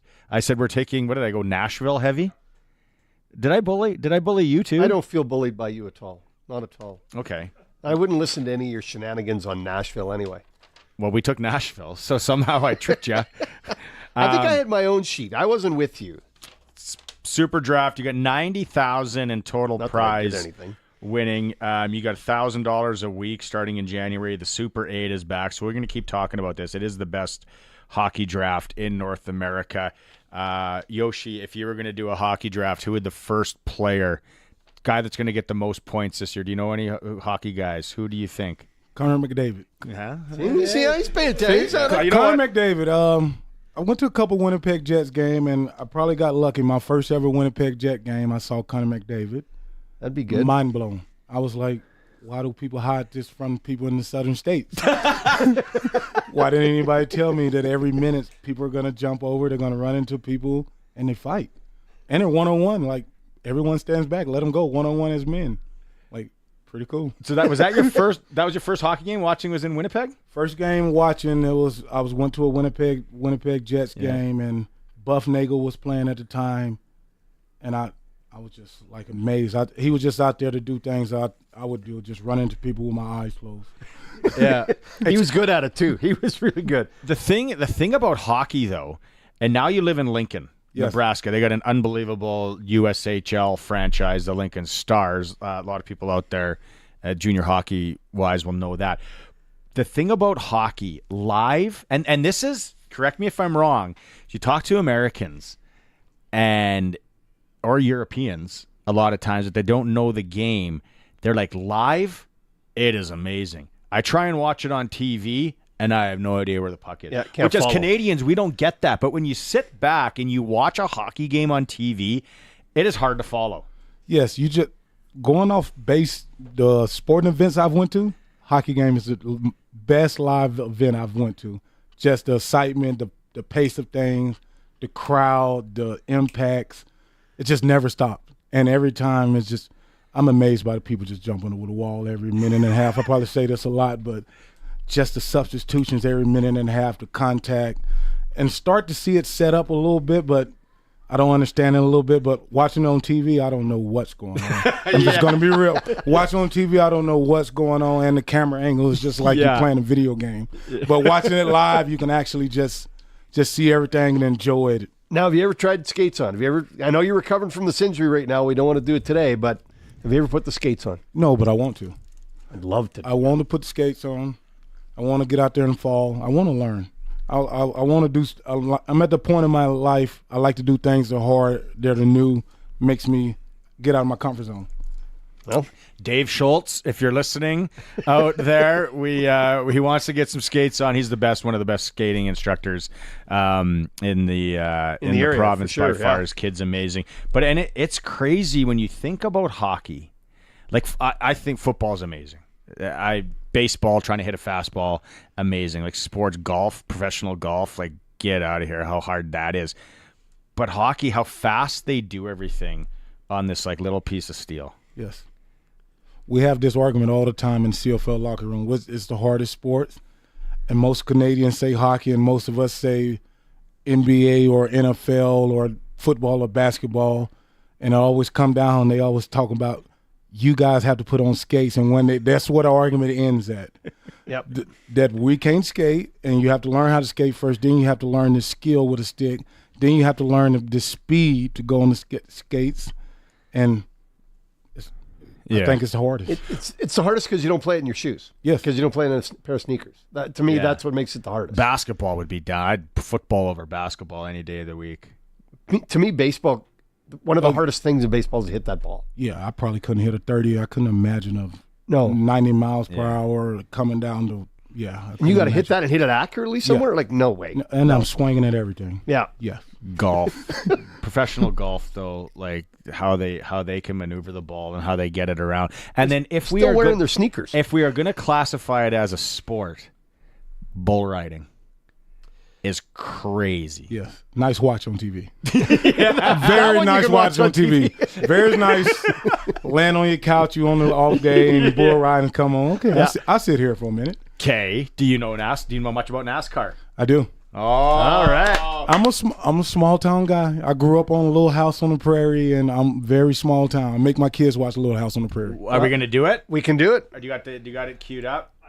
We got every week. You're lucky. Wait, we're I got to here. get my hat. Hang on. We got the NASCAR report coming up. Sharky's going to talk. Jermarcus can chime in. I just want to know where I am in the pool. If I still got a chance of winning this money. Here we go. All new Sportscage NASCAR report. Robin is Racing is brought to you by Croft Electric. 27 years of trusted, reliable home, farm, and commercial service for all of your electrical needs. Visit croftelectric.com and on all socials. Last week, big race, the Charlotte Roval. NASCAR has a lot of rules for cars in regards to inspections and fairness in the racing field. So there's even a weight inspection with a minimum and a maximum, depending on the track and race, both could have an effect on the vehicle. On Sunday, Alex Bowman of the Hendricks Motorsports team finished with enough points to advance to the field of 8, putting all 4 Hendrick cars in the playoff push. However, his car failed post-race inspection as it was too light. It did not meet the minimum weight requirement. No, whose fault is that? So he was fired? Well, no, not yet. So he was dropped to last place in the race, losing all his points, and now he's out of the field of 8, so he doesn't advance. So Hendricks, Jeff Gordon, says the team is disappointed and embarrassed with the disqualification, and although unintentional, it was not appealable to the NASCAR officials. They literally just cut it too close. So as of Sunday night, Joey Logano had been dropped from the field of 8. Your guy, Tyler Reddick, had an amazing race after an early crash. Came back, got the laps he needed, and got the places to pass Logano and earn enough points to advance. But Logano gets back in with Bowman's disqualification. So Logano advances to the field of 8. Kyle Larson won the race for his 7th victory of the year. Not a surprise, Larson's had a fantastic year, and he's advanced as well. The field of 8 now faces 3 tracks before the final 4 advance to the championship race in Phoenix. And in order, it's Larson, Christopher Bell, Tyler Reddick, and William Byron, followed by Blaney, Denny Hamlin, Chase Elliott, and Joey Logano. This week, we're in Las Vegas. Las Vegas Motor Speedway, followed by Miami, and the last race of the 3 is the half-mile paperclip at Martinsville. Next year, if we're still doing this, Crofty, we should get a trip together and either go to the Vegas race or the Phoenix one. Probably the Phoenix one. I want to go to Talladega. That's the racetrack I want to see. Yeah. I'd love to go But when is there. that? That's early. No, they just had one like 2 weeks ago. Okay. Yeah. Now, Talladega is Is it Alabama? Talladega Motor Speedway? That's not Florida? No, that's Daytona. Oh, you had me on this one. I know, maybe Alabama, Talladega. I know it's like a 3 or 4 hour drive from Nashville because DA, who does the show, we had an idea once for a 50th is to go rent one of the buses in Nashville, like that the Party bus? The artists travel on, and get like 6 or 7 guys and go to Nashville and go to Talladega. Alabama. Yeah, Alabama. There you go. Roll Tide. My rival. Roll Tide. Yeah. Big Alabama guy. All of because you got a clean shirt. Yeah. Got staying out of it. So NASCAR in Mississippi, like big? NASCAR in Mississippi is big. I just going into grocery stores or just seeing everyone having hats and just my stepdad watching on TV all the time. But I don't know that much about it. I'm more of we go to the dirt track a lot and see guys race. You see a lot of guys, I hate to call it junk cars, but they get the junk cars and they put money into it. And it's something for us to do on the weekend. On Saturdays and Sunday, guys go up and race. So I know about NASCAR just from watching it. I'm a little bit more familiar with that. I've been to those, and that was something to do my entire life. We got similar racetracks all over the province. I mean, Estevan's got a motor speedway. They have races down there. I believe Tisdale's got one. Regina's got Kings Park. Saskatoon's got, of course, their racetrack up there. They have the Canadian. Really? The Canadian circuit goes through Saskatoon, so there's little racetracks all over the park. So, love the car racing. Crofty Electric, obviously sponsoring our NASCAR report. If you're thinking about Christmas lights, it's getting to that time of the year. It is. Crofty's got the permanent Christmas lights. You can turn them green and white when the Riders are playing in the playoffs. There we go. And then come Christmas time, change them over to something else. Yeah. Do you have you put up Christmas lights? Lots? Still there. Yeah. Never took them down. Never took them down. Too busy. My wife probably listen to this. I get in trouble. Yeah. We got a question here on the Capital Ford Lincoln text line from Ron and Deb in Pigeon Lake. Can you please ask Yoshi the similarities between football and living in Nebraska and Saskatchewan? Just a lot of hard-working people, honest people who, if you work hard, they give you a helping hand. A lot of small-town love, small-town feel like everyone knows everyone. Not hard to get to people or reach people. Even just knowing somebody up on a higher level just helps your life so much better in cities like this. And just being in Lincoln is a small-town college. There's no other Division I football team in Nebraska. So in Lincoln, Nebraska, we're like the Riders. Yeah. So you get that same feel. Everyone knows you have 10 to 12 media places, 10 to 12 things you go on tour. You can never get enough. It's like unlimited message boards on both. So you just never get enough. It's just football love, and people know their football. So they know what they're talking about when they're online. When they see you in grocery stores, the same thing. They know their ball. So I love that about it. Do you still get recognized back in Lincoln? Yes, I do. And I would say it's getting weird because my kids, they've never seen Nebraska good. So my kids, have never seen Nebraska good. So when we go places, they don't understand. Like, I understand in Canada why they know you, but why would they know you? And I was like, we were good back then. My son is 11 years old. He's never seen Nebraska have a winning season. So, wow. I don't know when the last time I went to a bowl game. So things have changed a lot. Yeah, we talked to Farhan Lalji about this earlier. I find, look at Vanderbilt beat Alabama, then Alabama almost lost to South Carolina. Like it's crazy what's happening. But college football, because of the transfer portal, there's a lot of parity coming on there now. Yes, I think every team has a chance. Every team has a chance to flip their roster or turn their roster over in 1 year, and it takes 3 to 4 years to turn your roster over because you just can't take that many scholarships away. And, the landscape has changed. If you're not happy, you can leave. And I think it's bad. Every case isn't bad and every situation is the same, but it starts young, just being in youth sports with my kids. If kids don't like their youth team, they move to a new team.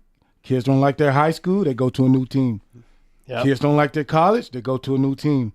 So I think it starts very young and people already reclassifying to be better or be younger or be older. It's starting at a way young age, so I just think that's where we're at right now. That's something that's scary in the next 10 to 15 years in the business world. Yeah. Where it's like, no, you just can't quit Yes. and go over there. No. It's called getting fired. Yes. See you later. And you have a non-disclosure agreement and right? Yeah, you can't just move. But that's like the culture of these a lot of the kids that are in that age group. And I think it's for us. Your boy's 11?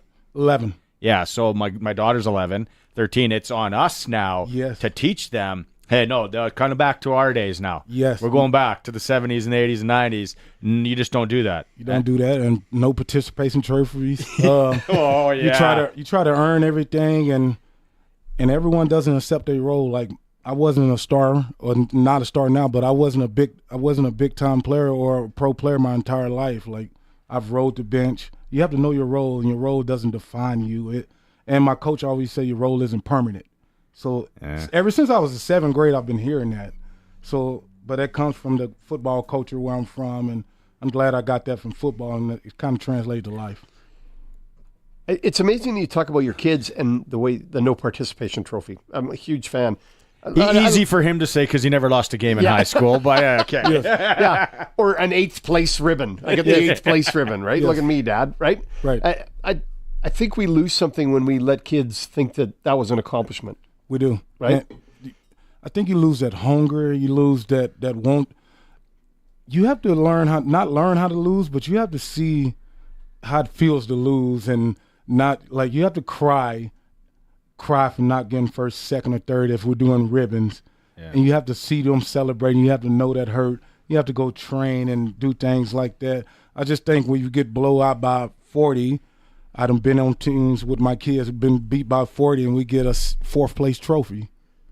Yeah. We just got beat by 40. Let's get back in the gym. There's nothing to be happy about here. Yeah. There's no value in that, right? And we take away the value of getting better. Yes. Not necessarily being a champion, just getting better at everything that we do. And social media doesn't make it any easier. Everyone's comparing their kid to the 4 and 5 star on social media. And the biggest thing I tell my kids is you got to go through step 1, 2, 3, 4, 5, 6, 7, 8, and 9 to get to 10. A lot of people skip 7 and 8 and 9, and that teaches you how to beat 8, 9, and 10. That teaches you how to beat that level. Like a lot of kids are just – I've been guilty of it when I was younger and a younger dad. I used to compare my son to the best player on the team. Can't do that. No. You can't compare your kid to the best player on the team or the best player in the nation. And I'm still learning as a dad, so this is all new to me. So I was guilty of that early. Now I'm comparing him to himself and trying to make him the best him. And I think it helped him because I think earlier in my career I looked at it and I probably talked too much on the sideline. Now if he looks at me, it's just thumbs up only. Thumbs up only, and I think that's letting him be a little bit more free. I'm guilty of that. I'm trying to do that more this year. I'm not perfect. I'm still. Yeah. Hey, you can hear me from the sideline a little bit. I'm trying not to be psycho hockey dad. Not that I was more at the refs. I like to yell at the refs. Yeah. Not the kid refs, adult refs.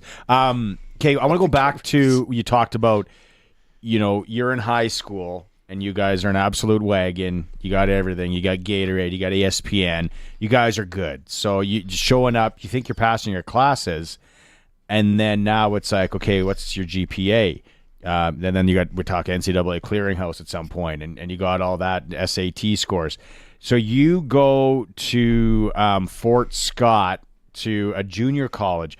You were saying this when we were in commercial break, is we have this misconception, I guess, up here, is that football players, and I think I've been guilty of it, maybe we think that they get everything handed to them too easy. For you, going to junior college, you said that a lot of your boys that were solid players, they couldn't hack it and they had to pack it in. Yes, it wasn't just this generation. Even back in my generation, most guys have been told they were starter from day one. Then you get to junior college and it's 200 guys get filtered in every 2 years. It's not like a 4-year institution. So you really have to compete. It's going to be 200 guys there and only 50 guys are going to make the roster. And that's the reality of JUCO. But if you're going off paper on these websites, I'm a 4 and 5 star. When you get to junior colleges, these guys from towns that you never heard of, guys from Wyoming, or like in my case, a guy from Mississippi, or guys from towns you never heard of, and guys just hungry. They don't know anything else, and you have to compete and you have to earn your spot. And your Yeah, that's what junior college was about. How hard was it because you're, maybe the grades, right, weren't there in high school for you? How hard was it grinding in junior college? And was there ever a point that you thought of maybe packing it in? Yes, junior college was one of the hardest things that ever happened to me, and one of the best things happened to me. Wanted to pack it in probably less than 24 hours there. Less than 24 hours there. Our first day, I'll never forget, the stretch line went from end zone to end zone. I'll never forget this. Stretch line goes from end zone to end zone. Start our conditioning test. It was 8 220-yard dashes, 10 110s, and 16 40s. I had never felt my hamstrings do that before. I had never seen other top prospects lean over, and guys just started dropping by like flies, and you seen how bad you want it. I called my mom, told her I was coming home. She said, "No, you're not." And just hung up. That was the end of the conversation. That was She'd already sold your room. You were gone. Yeah. Well, the thing was, that was the end of the conversation. And I was trying to act like I was a big, tough guy the next day. And Coach Sims said, "Well, your mom called me last night, said, he can't come home." So that's where I was. And one of the best things, it just taught me how to work, taught me how to earn it. And when I first showed up, usually it's the 2-year gap in junior college. You can be redshirted, freshman or sophomore, you have to get out. So usually when you show up, it's the guys who got redshirted the year before, usually guys in playing. So when I showed up, me and Levante Davey played for the Buck. We were the only 2 true freshmen to make it. And we both started from like the 6th screen, the field. It's just so many guys. You got to think about it. It's so many guys. And we just made our way up. And by the time the starters came out, it was a list out in the cafeteria, and they put up only – I got to tell you the limit on the roster. You only can be 53 guys on the roster. 12 can be out of state, and the rest have to be from Kansas. Really? That makes yes. sense. So a little bit like the import-export rule. Yeah, so I got a little bit of that early in my life. So I could have went to Mississippi and been I could have been an import. Local. Yeah, I've been local or whatever. Yeah. I could have been at one of those and could have made it a lot easier. I didn't know anything about that. They didn't tell me that when you recruited me or anything like that. So it's really like 100 guys fighting for 12 spots. Yeah. And Hold on here. 100 guys fighting for 12 spots. And who wants it? And think out of the 100 guys, 50 were there last year who got redshirted. Yeah. And it just makes it that more and more competitive, and you're always on your toes. It was never a permanent roster. You can switch your 12 man at any time of the season, and it just made you that much more hungry and made you just appreciate it. And my coach kind of made me be a leader before I wanted to be a leader. Because me and Levante Day, we both made it as true freshmen, and we was kind of like a little quiet. We were the freshmen, like happy to be here, and he made us captains and put us up front. Accountability. Too, right? Like massive accountability. It must have been so difficult because you talk about the strenuous workouts as soon as you get there, and then this grind to make the team. But on the other side too, you're grinding away to keep your grades up because you got bigger aspirations. Right. And yeah, the great part was that was probably the most fun I ever had outside of football. I was learning how to study. I was learning how to learn. Like I was actually excited to go to class. Like you telling me if I listen to her and write it down, these same questions are gonna come back, and I just answer. That's all it was. Nobody even going nobody's gonna tell me this. That happens to all of us, Jermarcus. I was like, so in high school, all I had to do was listen, show up, listen, write this down. Just listen again all week. Then on Friday, she gives me this test. I've heard this all week. I've wrote it down 8 times. Oh, this goes together. Even if I don't know, I just know I've heard this 8 times together.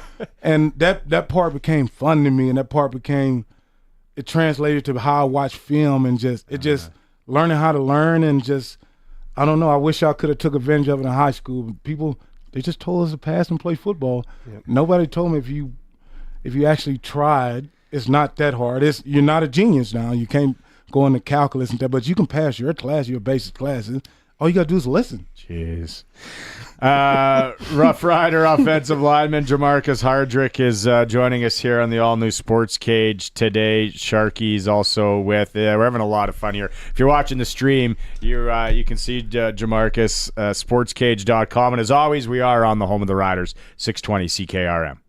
You get home from work, and as soon as you open the door, you realize, oh, this place smells like shocking surprise. You've got sewer problems. Let's be honest, sewer problems literally stink. You need to call someone who will get your sewer situation all sorted out. You need the sewer experts at Bronco Plumbing and Heating. They're number 1 in the number 2 business. Bronco Plumbing and Heating, serving Regina, Moose Jaw, and the surrounding area. 306-781-2090. Give them a call. They'll treat you right. Grow bold with the Fendt Ideal 10 Combine, available at Nick's Service. The Fendt Ideal 10 offers 790 horsepower and features the same Fendt ID engine speed concept made popular in the lineup of tractors. This means maximum horsepower and torque are achieved at lower RPMs, giving you tremendous fuel efficiency. With a 485 bushel grain tank capable of unloading at 6 bushels per second, turn downtime into dust with the Fendt Ideal 10 Combine. See one today at Nick's Service in Emerald Park. The world-famous Keniston Super Draft is back for the NHL season, and $90,000 is up for grabs. Everyone is vying for the $20,000 first-place prize. Be one of 14 winners of $1,000. What young guys will have breakout years? Bedard, Bratt, which Hughes brother will go off, or take all of them? Entries are just $40 each, 3 for $100 or 7 for $200. Find some buddies and get in on some real NHL pool action with the Keniston Super Draft. Superdraft.com. Entry deadline November 1st, 9 p.m. Central Standard Time. The NDP is Justin Trudeau's choice for Saskatchewan. Trudeau wants a government in Saskatchewan he can control, just like he controls Jagmeet Singh. That's what an NDP government in Saskatchewan would be. Trudeau wants a government that opposes our resource sector and supports the carbon tax. That's the NDP. Don't let Justin Trudeau control Saskatchewan like he controls the NDP. The NDP is Justin Trudeau's choice for Saskatchewan. Authorized by the Chief Official Agent for the Saskatchewan Party. The next item up for auction is entry to the Canadian Western Exhibition. We'll open up with a bidding at $25. $25. Who will give me 20? $20 bid, 20. Do I hear $10 bid? Who will give me $10? Who will give me $0 bid? $0. Going once. $0 going twice. Sold for $0. Connexus members get free entry to the Canadian Western Exhibition. Pick up your multi-day pass at any Connexus branch. Hi, this is Stephen Arndt from the Tire Stewardship of Saskatchewan. We're the ones responsible for recycling your tires. We're a non-profit corporation that was established to serve as the scrap tire recycling program operator in Saskatchewan, approved by the Ministry of the Environment. We're responsible to all stakeholders, including consumers who pay the tire environmental fee, the collectors, the Ministry of the Environment, and the people of Saskatchewan. Visit tssk.ca to see how you can recycle your tires. The all-new Sportscage continues. You can watch our live stream at sportscage.com and always on the radio. Saskatchewan's voice for local sports, 620 CKRM. We're letting the big guy stretch it out here, go for a walk. Jermarcus Hardrick is one of our co-hosts today. Sharky's here as well. We got to get into our clutch performer. Are we going to show the video? Can we show the video so Jermarcus can see it? No? Okay. It's for Nick's Service in Emerald Park, your local Massey Ferguson Challenger, Rogator, Gleaner, and Fendt dealer. You call 781-1077. Colson, you picked this one out. Yeah, so if you were watching hockey last night, Minnesota Wilds and the St. Louis Blues were playing. Minnesota was up late, and there's a power play at the end of the game, and their goalie, Philip Gustafsson, went for it, and he's the 15th goalie in NHL history to score a goalie goal, and the 4th to do it on the power play, which that's even more impressive if you ask me. Goalie goal, Jermarcus. You've probably never seen one of those live. Probably never seen one of those lives, but I'd be doing a lot of YouTubing tonight. But the goalie position, and we talked hockey earlier, like the goalie position, how they move around, and I don't get it. Like, and I'm close to it now. Like how their knees and all that, like their shelf life as a goalie isn't very long. And then now some of them are huge. Like, how tall are you? I'm 6'5", media guy 6'7", but 6'5". Yeah, media guy. He's wearing. Okay, here's the goal. Clutch performer. Let's. If you're watching the stream, here it is. Fires in, looking for a goalie goal. Gustafsson scores. Philip Gustafsson. I wonder what the sprinkle would have been to have him to score a goal. Probably wasn't available. A little prop bet. Wow. Good work, boys, on getting that up on the stream. What a play Philip by Gustafsson is our clutch performer for Nick's Service in Emerald Park, your local Massey Ferguson Challenger, Rogator, Gleaner, and Fendt dealer. You call 781-1077. What do we got? About a minute and 45 here. Don't forget hi at sportscage.com is the email we want you to send your Friday night lights, your high school football clash for this weekend in Saskatchewan. So we play 6-a-side, okay, 9-a-side, and 12. Imagine 6 people on the field playing tackle football. And it's still a CFL field, right? It's full, Really? full field. Yeah. Do they have a waggle in 6-man? Yeah. I think so, yeah. Oh, my. That sounds fun. Almost. I would hope it looked like arena football in the U.S. 6-man with a waggle. I know in the last hour, Sharky wants to get into arena football and talk to you about that because we have to think. I think everybody's eligible. So your center, he's going out for a pattern in 6-a-side. Oh, yeah, that'd be very fun. And in 9-a-side. That's flag football. It is, but ultimate flag football. But a tackle. So Sports Cage Nation out there, when we get a big clash, maybe it's a provincial final, and if Jermarcus has the day off or something, all that, and it's close to here, we'll take the CKRM Cruiser. We'll go watch one of these. Let's do it. Provincial final. Maybe it'll be some snow on the ground. Love it. Yeah. Let's go make snow angels and see some football. I would love it.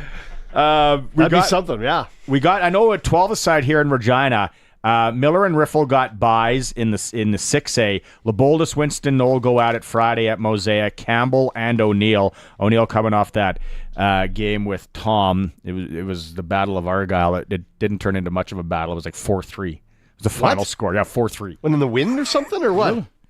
Hey, tight defense, boys. Let's win. 5 Trojan. 5A at Libel. Johnson against Sheldon Williams. Tom against Balfour. 9-a-side. Lumsden.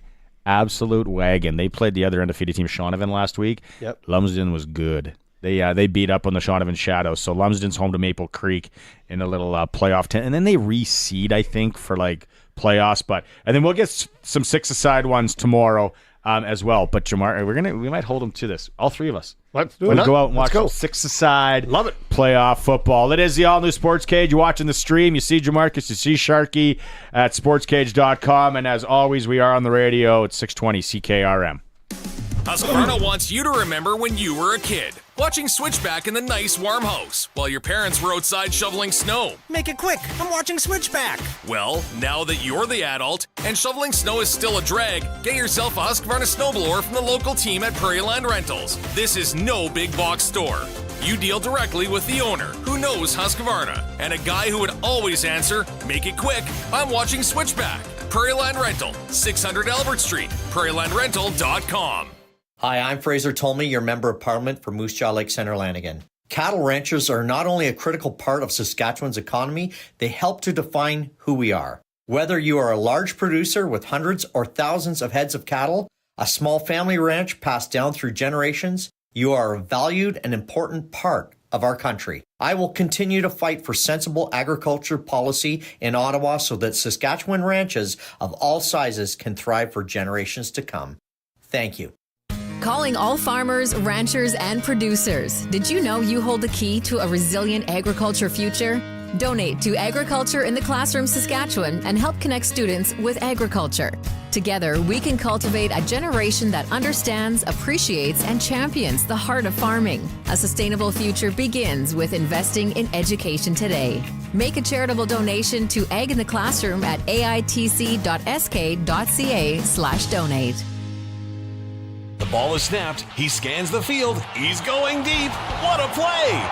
Rider fans, make your own great play by going to riders5050.ca. You can now buy tickets for every game, home or away. And don't wait for the last minute. Get in on the amazing early bird prizes. Everything raised is used to support minor football in Saskatchewan. Support a great cause and just maybe score a big win. Get your tickets today at riders5050.ca and go Riders! Sponsored by ISC.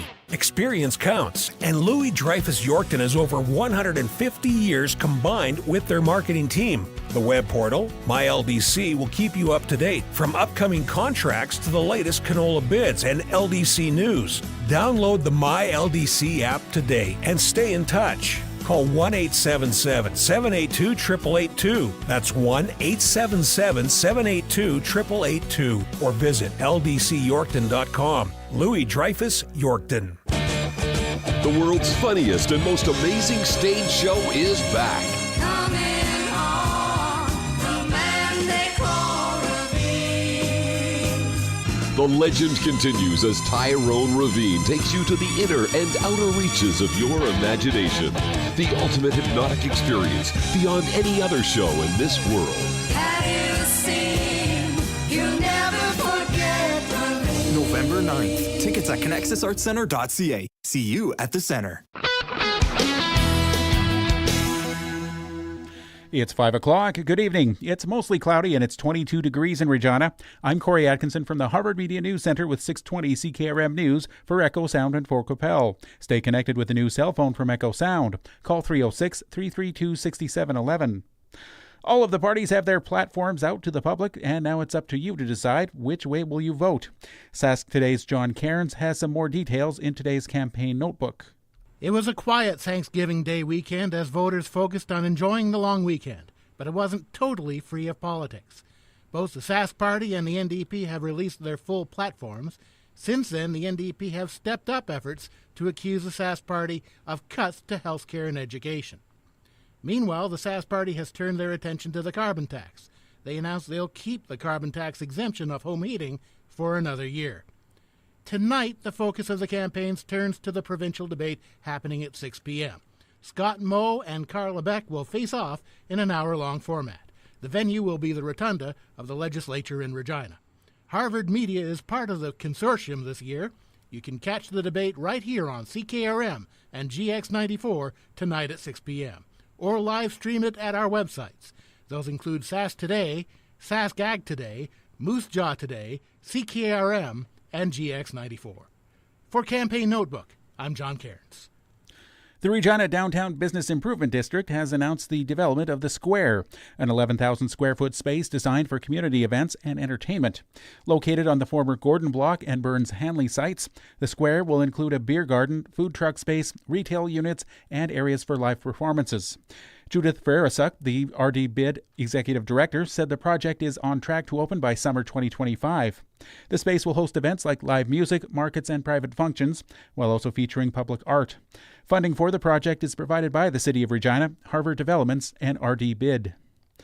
The Canada Revenue Agency says it has fired more than 300 employees who took pandemic benefits when they didn't qualify. The Canada Emergency Response Benefit provided $2,000 per month to Canadians who lost their jobs because of public health restrictions. The CRA says employees who inappropriately received the benefit are required to pay back the money they received. And the next 2 nights are a good time to check out the sky. Science reporter Marcia Dunn says an October supermoon is appearing tonight and tomorrow at the same time as a newly discovered comet. There are some concerns among scientists that the glare of the moon could obscure part of the comet's tail, but that doesn't matter. Go out and check it out because you'll still see the nucleus, the head of the comet. It's very rare to have a really visible, bright comet so close to Earth passing by at the same time of a supermoon, so a great 2-for-1. Stargazers should look for the comet after sunset in the western sky to the right of Venus. That's your 620 CKRM News. Read more stories from around your community and around your province at sasktoday.ca and 620ckrm.com. Your weather is next. You are my sunshine, my only sunshine. You make me happy when Uh-oh. There are some things that can get spoiled. A sunny day, maybe. Aw, and no umbrella or anything. And then there's Echo Sound, your SaskTel authorized dealer, where they have all the top-of-the-line smartphones with all the latest features. With such a wide selection and so many great plans, nothing can spoil it. Yay, rain! Echo Sound, your SaskTel authorized dealer in Fort Qu'Appelle. EchoSound.ca.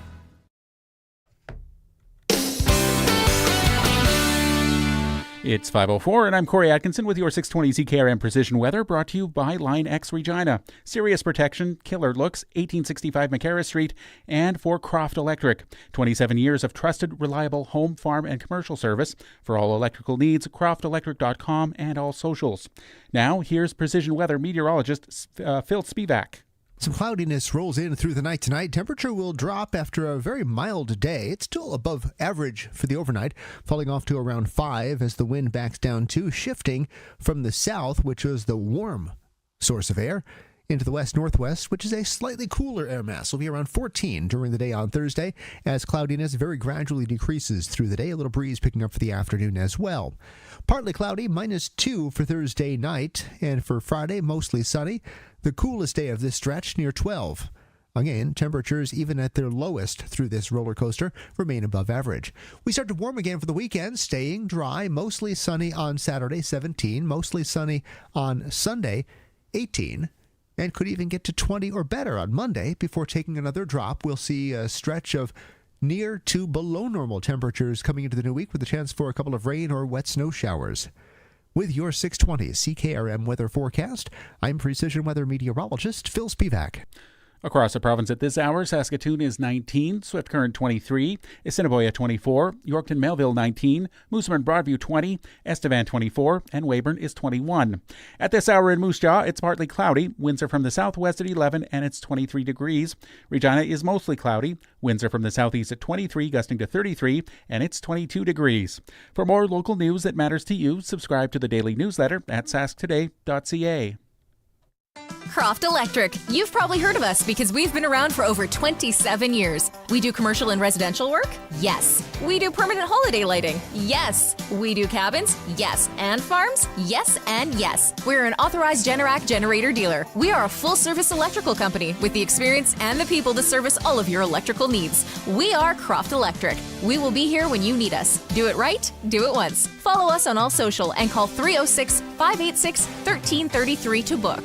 When you want the best for your truck, you want Line-X. Your truck has withstood the harshest elements Saskatchewan has thrown at it. Rocks, gravel, rain, sleet, and snow, and left with no chips, no rust. Line-X protective coating keeps your truck's bed liners, rocker panels, and bumpers looking like brand new. Don't settle for Brand X. Go with Line-X. It's serious protection. Come see why everybody loves taking their truck to Line-X Regina for their rocker panels, bumpers, and more. Line-X. Make your truck complete. 1865 McCarra Street. Broadcasting from Century Studios in downtown Regina, Harvard Media presents the all-new Sportscage, where Saskatchewan comes to talk local sports. Brought to you by the Saskatchewan Roughriders Foundation 50/50. Visit www.riders5050.ca to purchase your tickets for this week's game. Be a part of the show. Call 1-866-767-0620 or text 306-936-6262. The all-new Sportscage. Streaming at sportscage.com and on the radio at 620 CKRM. What an awesome show on this Wednesday for the Rough Rider Foundation. It's Barney Shinkaruk. We got another hour here. We got Sharky. It's kind of Who Cares Club with those two. Yep. We got Jermarcus Hardrick as our third He's co-host. been the highlight. He's been the highlight He on the has. show. Yeah. He has been. I've been getting text messages on my personal phone. Yep. It's like, bring this guy in all the time. Shank, you get out of there. Oh, no. You get out of there. Thank you guys for having me on. Bring him in. Bring him in. Rider Foundation 50/50. Don't forget, you got a week to buy if you want to get in the early bird prize. The early bird is the Dominican Republic vacation, flights, accommodations, shuttle transfers, or you can take $5,400 cash in your jeans. And then you get to play the 50/50 when the Riders take on the Stamps as well. So just get those before next Wednesday. Also, we got an hour left in the program. I like to do this. Sometimes it's strategy. Other times I forget. It is SaskTel Pick the Score. Here we go. What is the score when the Riders take on the Stamps next weekend? 936, 62, 62. Colson, you've been keeping track of how some of us have been doing with Pick the Score. Do you have any feedback from last week? Pheasant hunting guy must be doing well if he's bringing it up. No, just curious. I actually don't remember, so let's go to the notebook. Yeah. Pick the score. Send it in, 936-6262.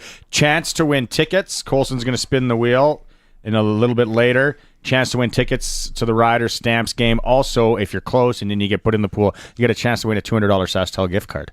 Nice. Thanks to our friends at SaskTel. Did you pick a score for that game? Because you might not be here next week. Do you want to pick your score now?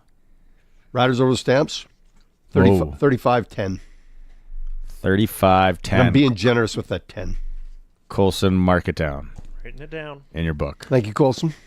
So, yeah, you got an hour to play Pick the Score out there. Let's talk, Jermarcus. We're going to go all over the place. You want to talk arena football? I do. I got two questions for him. One about arena football and that experience going from big U.S. school, Nebraska, right, and being the star lineman. Now you're playing arena football, which is a completely different game in lots of aspects. What was that experience like for you, and what can you tell us about arena football? Arena football, you really have to love the game. You really have to love the game, and you won't get the same care for your body, you won't get the same check. But at the time, I was done playing football.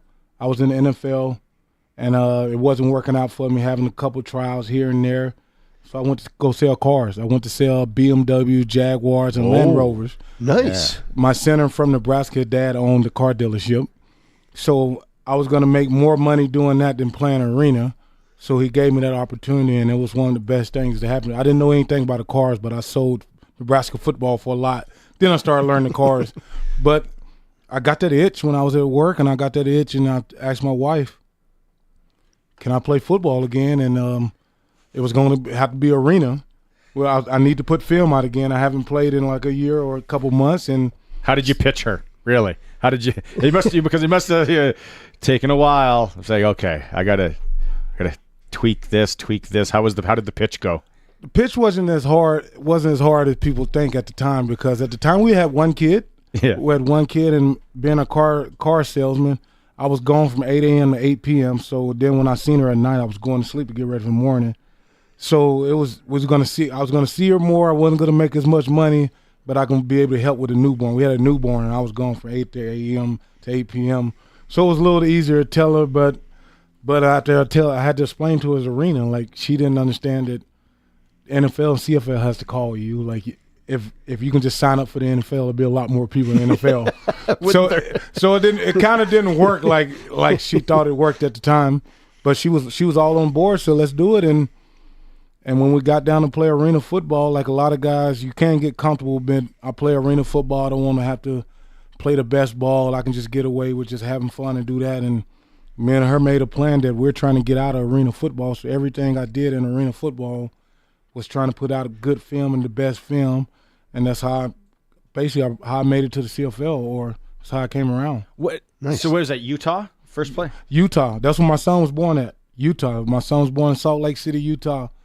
What building did you guys play out of there? Where the Utah Jazz plays at. Oh, Delta Center? Delta Center. Really? And now the hockey team's there? Really? Yeah. Ryan Smith. Do they still have an arena team? There's no league anymore, is there? They don't have that. They have arena teams, just different league. Okay. What are the rules in arena football? I've watched it, and I'm kind of trying to look up here. How many linemen is there? There's only 3 linemen, 3 O linemen, 3 D linemen. You have a running back / fullback and a couple linebackers. I played fullback, actually. Really? I played fullback half of that year. So I played fullback half of the year. It actually helped me with my feet. Basically just playing against a guy in space, and it almost translates a little bit more to this game with a guy a yard off the ball. Then you make contact a little bit more than a guy right up on you. So you go to arena football you said to get tape. You wanted to get some tape, but was that tape to maybe get another shot at the NFL, or was that where the CFL you kind of learned about this option of coming north? I was still chasing the NFL. Still was kind of naive to the CFL at the time, or didn't know about the CFL at the time. Hear it, but kind of like you're from the small town NFL scheme, kind of like blow it off. Yeah. But I started hearing the rumblings then, but then I got a couple workouts from my arena tape with NFL teams, with the Chiefs and the Panthers. It just didn't go my way still.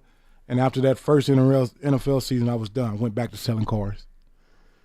So that's when BC called me. And that's when first BC called me, they said British Columbia Lions. I was like, thought it was a joke. If I'm going to be honest. Hold on, I got a guy here. I'm selling him an X5. Yeah. Can I call you back? Yeah, I was selling Jaguars. And British Columbia Lions told me that's how they presented themselves. British Columbia Lions was a Canadian football team. I don't know why I was thinking that way. But I was like, what? What's going on? Who are you? Yeah, then I talked to my agent. Then they like, you need to get a passport. So I kind of rubbed my feet with getting a passport, but once I got my passport, it was like they didn't play. Like I had a plane ticket, and I showed up and I met Wally and I seen Javon and I seen Lule and I seen Kevin Glenn, I seen Andrew Harris, seen Kareem Smith, Eric Taylor, all these guys, Dante Morris, Ryan Phillips, Solomon and Big Hill. I'm like, how don't the world know about these people?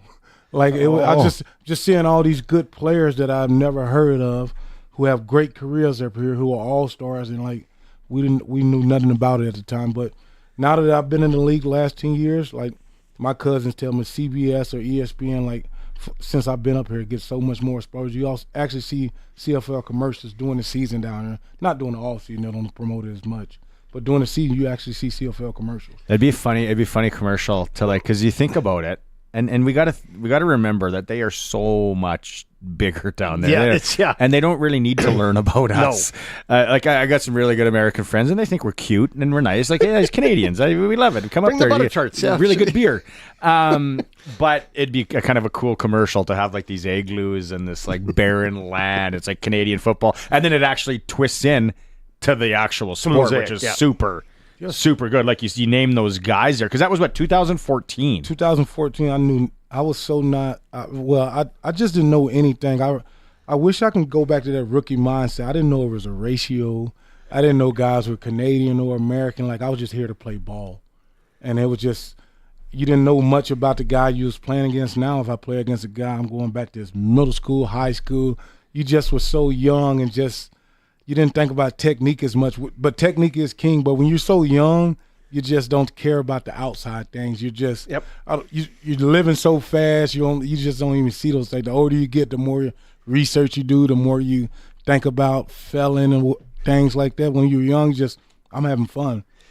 When you go back home and you talk to guys that you're playing in the CFL and you're telling them some of the rule differences and some of the other things, do they think you're crazy? Like, what do they think of what you tell them? The waggle, the yard off the line of scrimmage, and the rouge is usually where I get people at. And it's pretty fun, though. But the funnest part is when I leave to go to my season, I tell somebody to watch a game. When I come back home, and they tell me they not only watch my games, they watch the entire season. Oh, wow. And I get that to happen so much more now that I'm a little older in my career, and it's just like people like, I just watch it. In the summer, it's nothing on in the States anyway, so it's actually on TV. When I go home, people ask me about BC, Toronto, and all this team. It's good talks, and I'm like, it's like, I didn't know Vernon Adams up there. You start to hear names, and so, I think it's a lot more exposure down there, and people respect and love our league a lot more.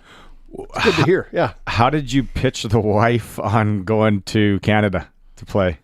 That wasn't pretty hard. She loves football and missed football at the time, and it was a way better situation than arena football.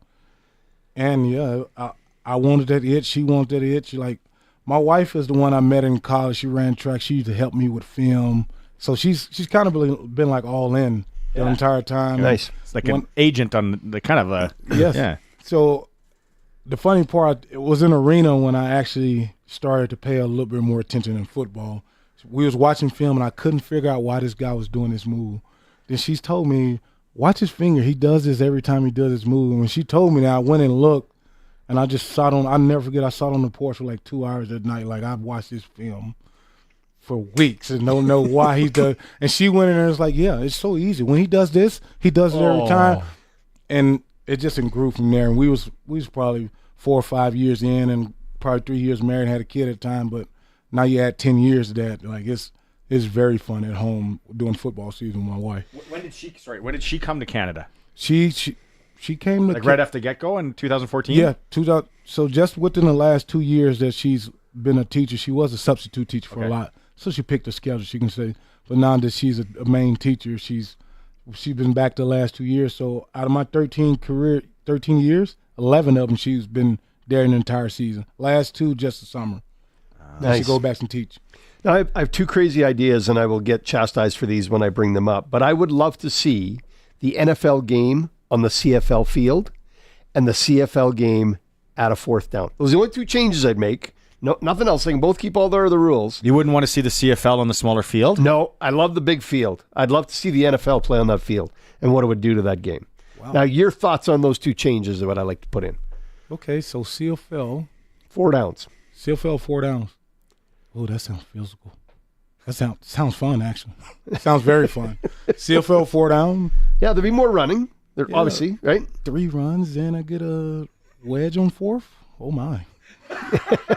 Get 3 yards, 3 yards, 3 yards, and jumbo package come out. Yeah.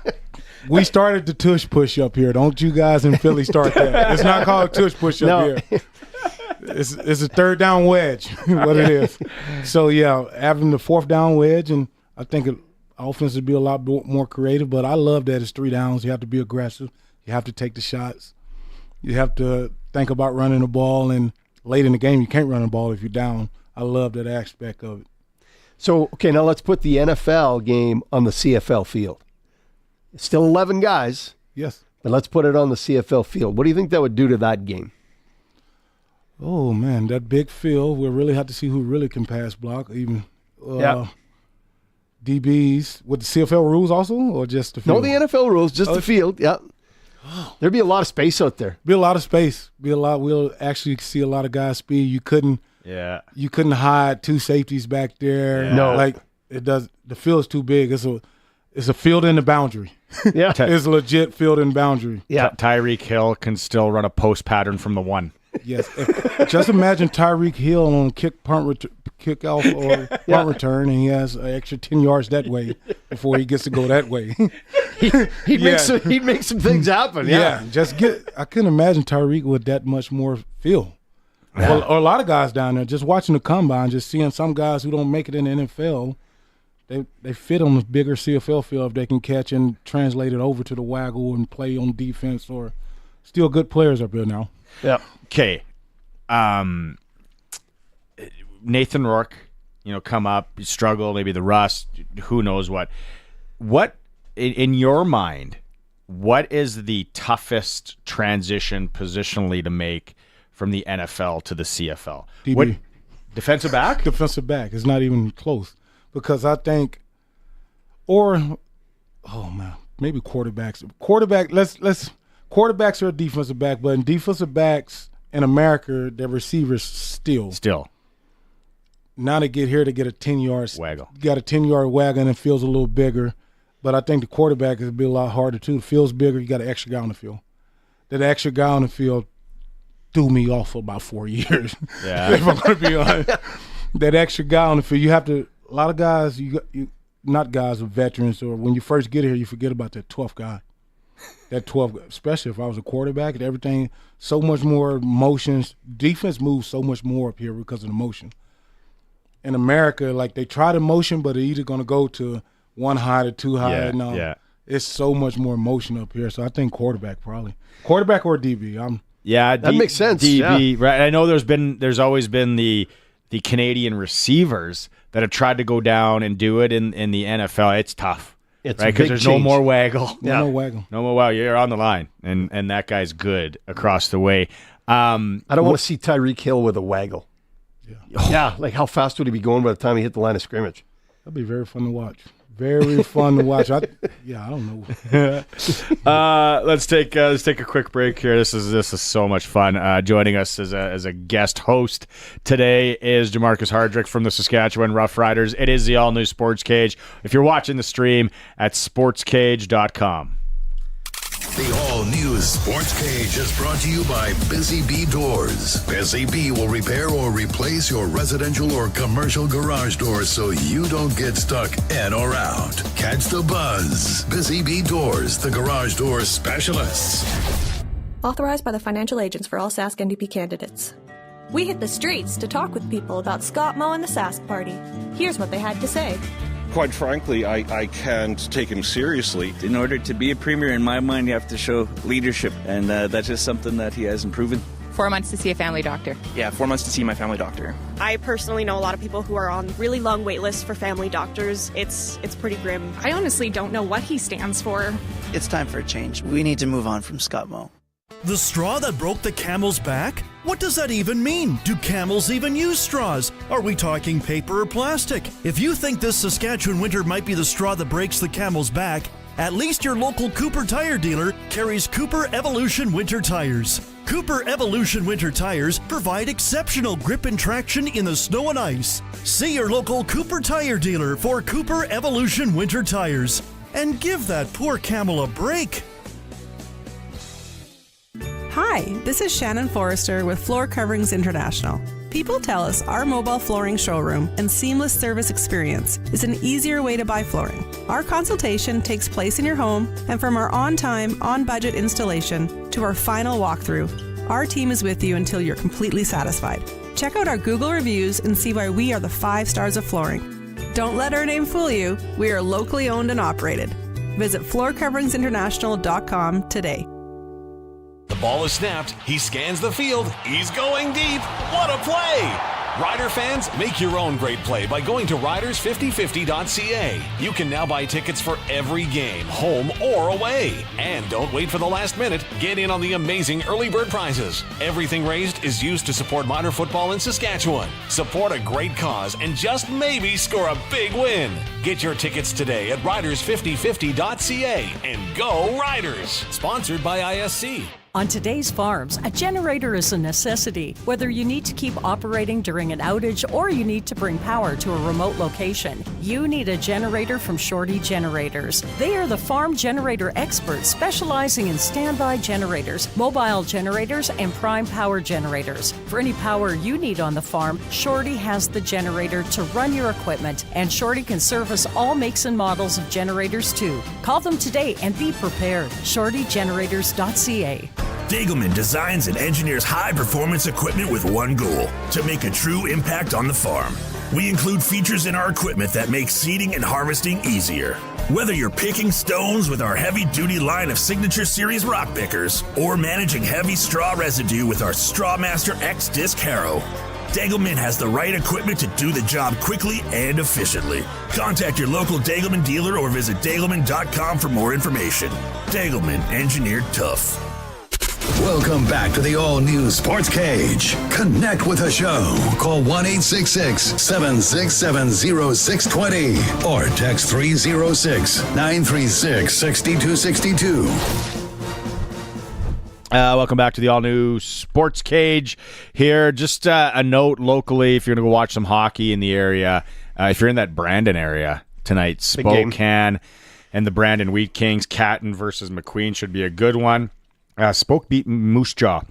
Came back last night. It's all on sportscage.com if you want to go read the comeback story there. Red Deers in Calgary, PGs in Medicine Hat. The Southie Mainline Chrysler worth the drive game of the night in the SJHL. It is in Nipawin. If you're anywhere near there, Weyburn, they're on a heater. They're taking on the Hawks. Battleford's in Notre Dame. Close to us here in Yorkton is in Estevan down the road. Jermarcus Hardrick is joining us on the show today. We're having a lot of fun. Let's talk about the injury. Okay. Because we haven't talked about that yet. How is it, I guess, progressing? You went home for, I think you said, almost 2 months, or 2 months. And training. Like, how's the whole process been? It's been different. 13 years pro, first injury. Wow. First major injury. My wife was telling me the other day, she showed me a thing. Since 2016, of the possible 127 games, I played 122. Jeez. So this is very new to me, and it's a lot tougher than I thought, and a lot mental. But the training's going good. The biggest thing, I think, great for me to come back. When I was at home, I had a great guy, but it was more of a schedule. Like, you come in and he's finishing with a guy, warming you up, and it was like more of a schedule. Here it's more hands-on and a little bit more than 45 minutes. Greg's doing an awesome job, like, just pushing me. I've been broken already. I already shed some tears. Like, you got to ask Greg about his hockey game. He's a hack. He used to use a stick lots. I love Greg. Yeah, you would. Greg's one of my guys, man. I have so much fun with Greg. Yeah, you talked to say I was on with Barney yesterday, and he was saying you used to use your stick a lot, playing Monday nooner hockey at the Brand Center. What was the injury actually? So, lower leg injury. I don't know if I can. Oh, okay. Lower leg. Left lower leg. You're not going to play again this year. Oh. Are you? Are you going to make it back? Oh, yeah, never know. No. Close to chest value. You don't have to answer. Yeah, no, we got to have that. So first major injury, and your wife does the analytics and was telling you all that, like, which is unreal. You still have the desire, obviously. You want to keep playing. Yes, I want to keep playing. I still have that fire. Still want to prove to myself that I can play. I just love the game. I don't feel like I look down. I'm still young to you guys, but in football age, I'm old. When you hear 34 years old, if you ever playing a video game on Madden, wants to hit 34 on Madden, you stop signing those guys in free agency. We're just going to be honest here. We're just being honest. You always go to the younger and prettier things. So until they tell me to stop showing up to camp, I love the league. I'm just going to keep showing up, keep giving them all. I love the Canadian football game. I love that I show up in the summer and then it ends in the winter. Yeah. And I still feel young at heart. The injury is different, something I never had to deal with. Makes me respect the guys who had multiple injuries and keep showing up because it's not – some days up and down. Some weeks you stay the same. And it's so hard. Like usually if you go in the weight room for 2 to 3 weeks, you feel something, not right away, but in 2 or 3 weeks, like I said. Like it can be 2 weeks and you stay the same. And that's so different for me right now. And just mental, like telling myself to bend the knee and it's not bending, but it doesn't hurt, but my mind is telling it not to bend. Yeah. Made the tears fall. I was like, what's going on? What's going on? It doesn't hurt to bend. You're not bending. Almost like protecting itself. The mental part has been the toughest part. Yeah. And then what has happened with that offensive line? You know, like you go down, and then it was almost like someone was holding like marionette strings. Yeah, it's like, okay, boom, he's out. Now he's out. Now he's out. And then this guy's playing and all that. How they held it together. And then what they're doing, and then Harris comes back, and he's slinging it back there, and it's like, who's playing offensive line? We got a defensive guy playing offensive line? Like, it was unbelievable. Incredible job, coaching staff to the guys, just guys buying in, guys listening to base, not guys listening to Mace, guys following everyone in there. And it's easy when you got a guy named Logan Furlan who's from here. You see the pride he has. You see he's went through the up and downs here. See the way he comes to work and the way he leads his own way. Just proud of those guys, and it's easy to follow Logan lead right now, and Mace has been there, done that. So he knows, like, you have to have that next man up mentality. And Ed Harrison, our O-line coach, doing a great job. But he played with Mace. He's won a championship coach and won a championship plan. Like, he know it has to look, sound, and feel like that feeling. Yeah. Like, so they kind of know what it feels like, and you have to take the numbers and names off people and just use X's at a certain point, but you have to still find that same sound and feel of football. Yeah. You were back last week, obviously, for the win. This is the break. So some guys, did everybody go home? Did everybody stay here? What was the mentality as we get ready towards this playoff push? Some guys went and saw their family, but I've been in to work out the last 3 days, doing a little treatment, and been a packed house in the weight room, packed house in the locker room. Guys just working. Guys are excited but not comfortable. Man, it's a good feel right now. Mace is leading us a great way. Just a good feel. Guys loving coming to work. Guys want to get better and just 1-0. That 1-0 mentality, and guys just buying in, trying to win each day and win each game. I think it's translating over. Wish the wins would come a little easier, but you have to build it. Like Coach said, build it. You have to build a strong foundation. We have to learn how not to lose and not to make the bad penalties. So we have to go through all that. Not saying we're perfect and we're going to do anything after this, but we're still learning the way to win football games and play Rider football that's make you guys proud. So almost 10 years in the league, right? You started in 2014 to here. This year, yeah, there was that stretch of losses, but we're talking we lose by a rouge. You know, we lose by 4 points here. Parity in the league this year, like being around it for as long as you have. Do you ever remember a time where it was like you got to be on your toes with everybody? No disrespect to him, but I don't remember. This year was just wide open in the middle of the season. At Labor Day, it was legit wide open. Everyone was getting hot at the right time. Everyone that had losing streaks, winning streaks. Everyone has looked like a physical team at times. Everyone has looked like they can throw a ball all over the field at times. Yeah. It's literally been wide open, and it's been a good, fun year of football to watch. Fun year of Canadian football to watch. Yeah, a lot of games going down to the wire. Your people that you said are watching back home. Yes. Like entertainment-wise? Yes. Oh, buddy, the texts I get from my kids' teammates because they watch now, they know when I'm up here, and they just love it. It just never stops. In the last 3 minutes, That's the last 3 minutes, so much excitement in that, and I get a lot of texts about the last 3 minutes. Yeah. Because an NFL game could be over at the 2-minute mark. Yes, could be over. It could be done, right? It's not done here. You got to play right till that last whistle.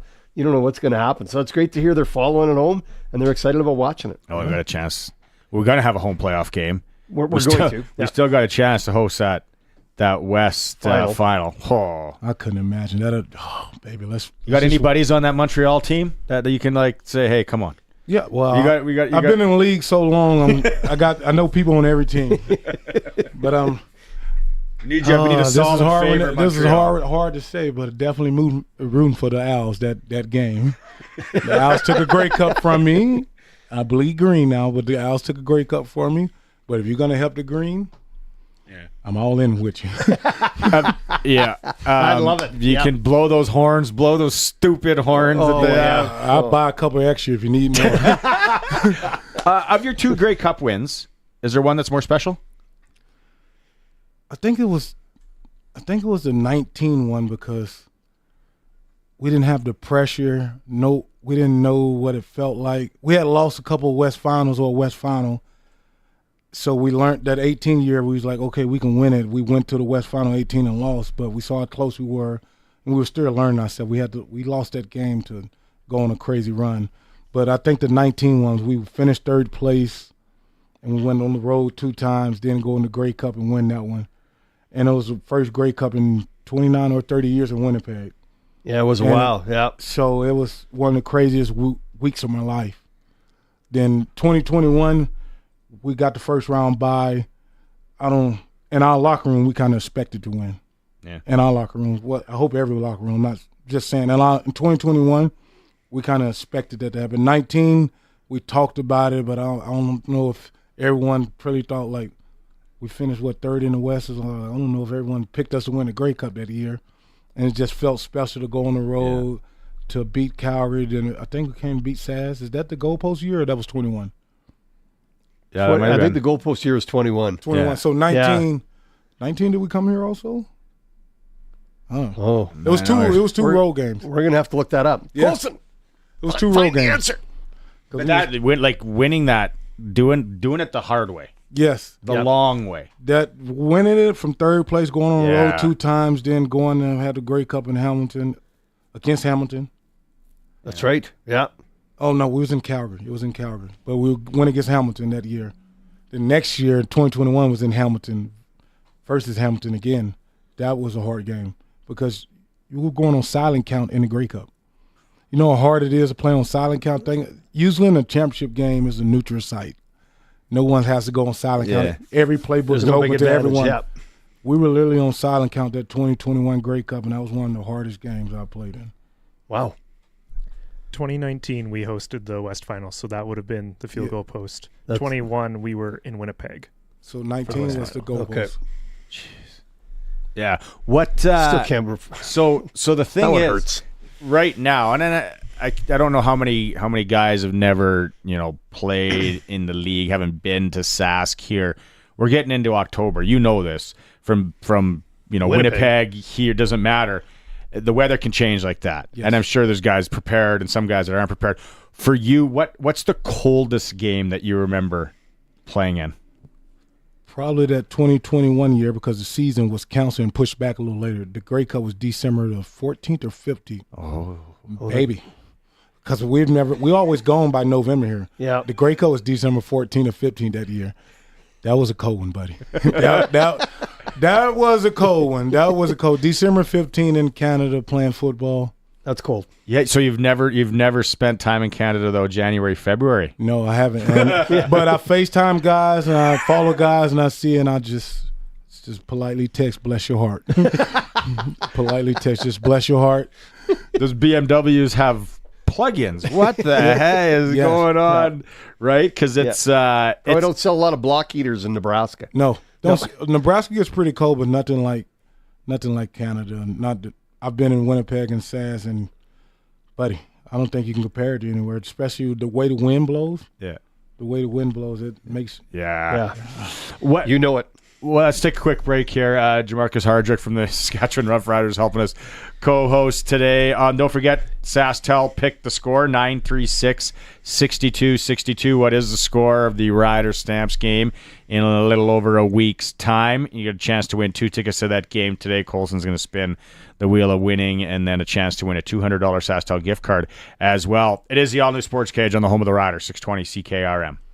Uh-oh, the power's out and the lights are gone. It's dark. What do? If you had a standby generator from Shorty Generators, you could just keep doing whatever you want. Keep the power flowing all the time with Shorty Generators. They offer the largest selection of generators in Saskatchewan with all the major standby generator brands like Generac, Kohler, Champion, Cummins, and Briggs & Stratton. They can have it installed in your home so you'll never have to wonder what to do when the power goes out again. ShortyGenerators.ca. Not once, not twice. We give it the full triple check treatment. At eBarassa & Sons, we triple check inspect your New Holland equipment, saving your Barassa time and money. 1-year parts and labor warranty on installed C&H parts and 10% off when you spend over $10,000. You bet your sweet Barassa. We take good care of your equipment at eBarassa & Sons. Book before November 29th at ebarassa.com. eBarassa & Sons. When it's in the bin, bring it in. The ball is snapped. He scans the field. He's going deep. What a play! Rider fans, make your own great play by going to riders5050.ca. You can now buy tickets for every game, home or away. And don't wait for the last minute. Get in on the amazing early bird prizes. Everything raised is used to support minor football in Saskatchewan. Support a great cause and just maybe score a big win. Get your tickets today at riders5050.ca and go Riders! Sponsored by ISC.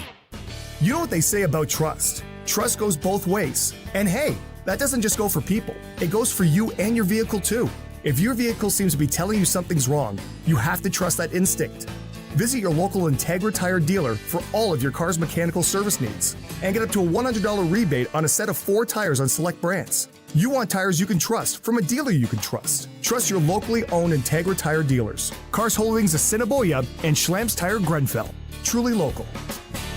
Pizza! Where's it from? Kids, it's not delivery, it's... No, it's definitely delivery. It's from Western Pizza. Mama's had a long day, so she ordered online, poured a glass of Happy, put her feet up, and waited for the doorbell. There's also Caesar salad, lasagna, chicken wings. Oh, I got lots, so we can have the leftovers tomorrow and the next day. Western Pizza. Big on toppings, big on taste, big on convenience. Get it delivered today. You don't want to move cows that don't want to be moved. Instead of trying to move the cows to the water, just install a Keln Solar Livestock Watering System. With a Keln Solar Livestock Watering System, you can put your pump pretty much anywhere without the cost of hooking up to the grid. Leave the cows where they are and move the water to the cows. Learn more about the Keln Solar Livestock Watering System at kelnsolar.com. Keln Solar, we move water. I hate when my power's out. It doesn't matter if it's a storm, accident, or planned outage. Losing power is frustrating.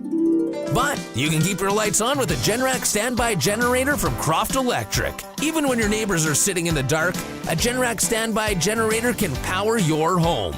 Don't let power outages ruin your day. Get your home a Generac standby generator from Croft Electric. Financing now available. CroftElectric.com. There's no work too hard and no terrain too tough for Tracker Off-Road. Whether you work, play, or hunt, Tracker ATVs and side-by-sides get you where you need to go and provide the best value in the industry. Visit basspro.ca/off-road to find a dealer near you. From road reports to community events, call or text us 306-936-6262. Driven by Capital Ford Lincoln, Saskatchewan's #1 Ford retailer. CapitalFordLincoln.com on 620 CKRM. Welcome back to the all-new Sports Cage. Get social with us. Follow us on X at Sports Cage. Watch our video stream at sportscage.com and always on the radio at 620 CKRM. Welcome back. All-new Sports Cage. Barney Shankaruk, Sharky, Curtis Colson, and Jermarcus Hardrick. What? Well, it's outstanding. What a great day. It's a big crew today. Yeah. We're having lots of fun here. Can we have some fun? We're having a lot of fun. Let's have some more. We're gonna play a game here because you say you watch hockey. So your first game was Winnipeg and playing the Oilers. You watching? Yes. Live. You watch some Lincoln Stars when you're back. A lot of Lincoln That's Stars. good. That's good. We want to throw some hockey logos and see which ones Let's you go. know. Let's go. Okay, so Curtis, we're gonna go. If you're watching the stream, you're gonna be able to play along here. What team? Do you know what team? Detroit. Detroit Red Wings. See, 1 for 1. Yeah. Ottawa. Oh, 2 for 2. Ottawa Senators. Vegas. Vegas Golden Knights. Vegas Golden 3 Knights. for 3. There we go. Oh, just go. Winnipeg. That was easy, Curtis. Curtis rid of the Jets one. Is there one more? Oh, yeah, Boston Bruins, right? Oh, yeah. Estevan Bruins. Oh, no, I'm that's just Boston. kidding. It's Boston. It's Boston Bruins. There is an Estevan Bruins There's a as team well. that has 5 for 5. No questions. Not even a blink. Yeah. Not even a hesitation. Love it. So right now you're back with the guys and wife's teaching, Samantha's teaching.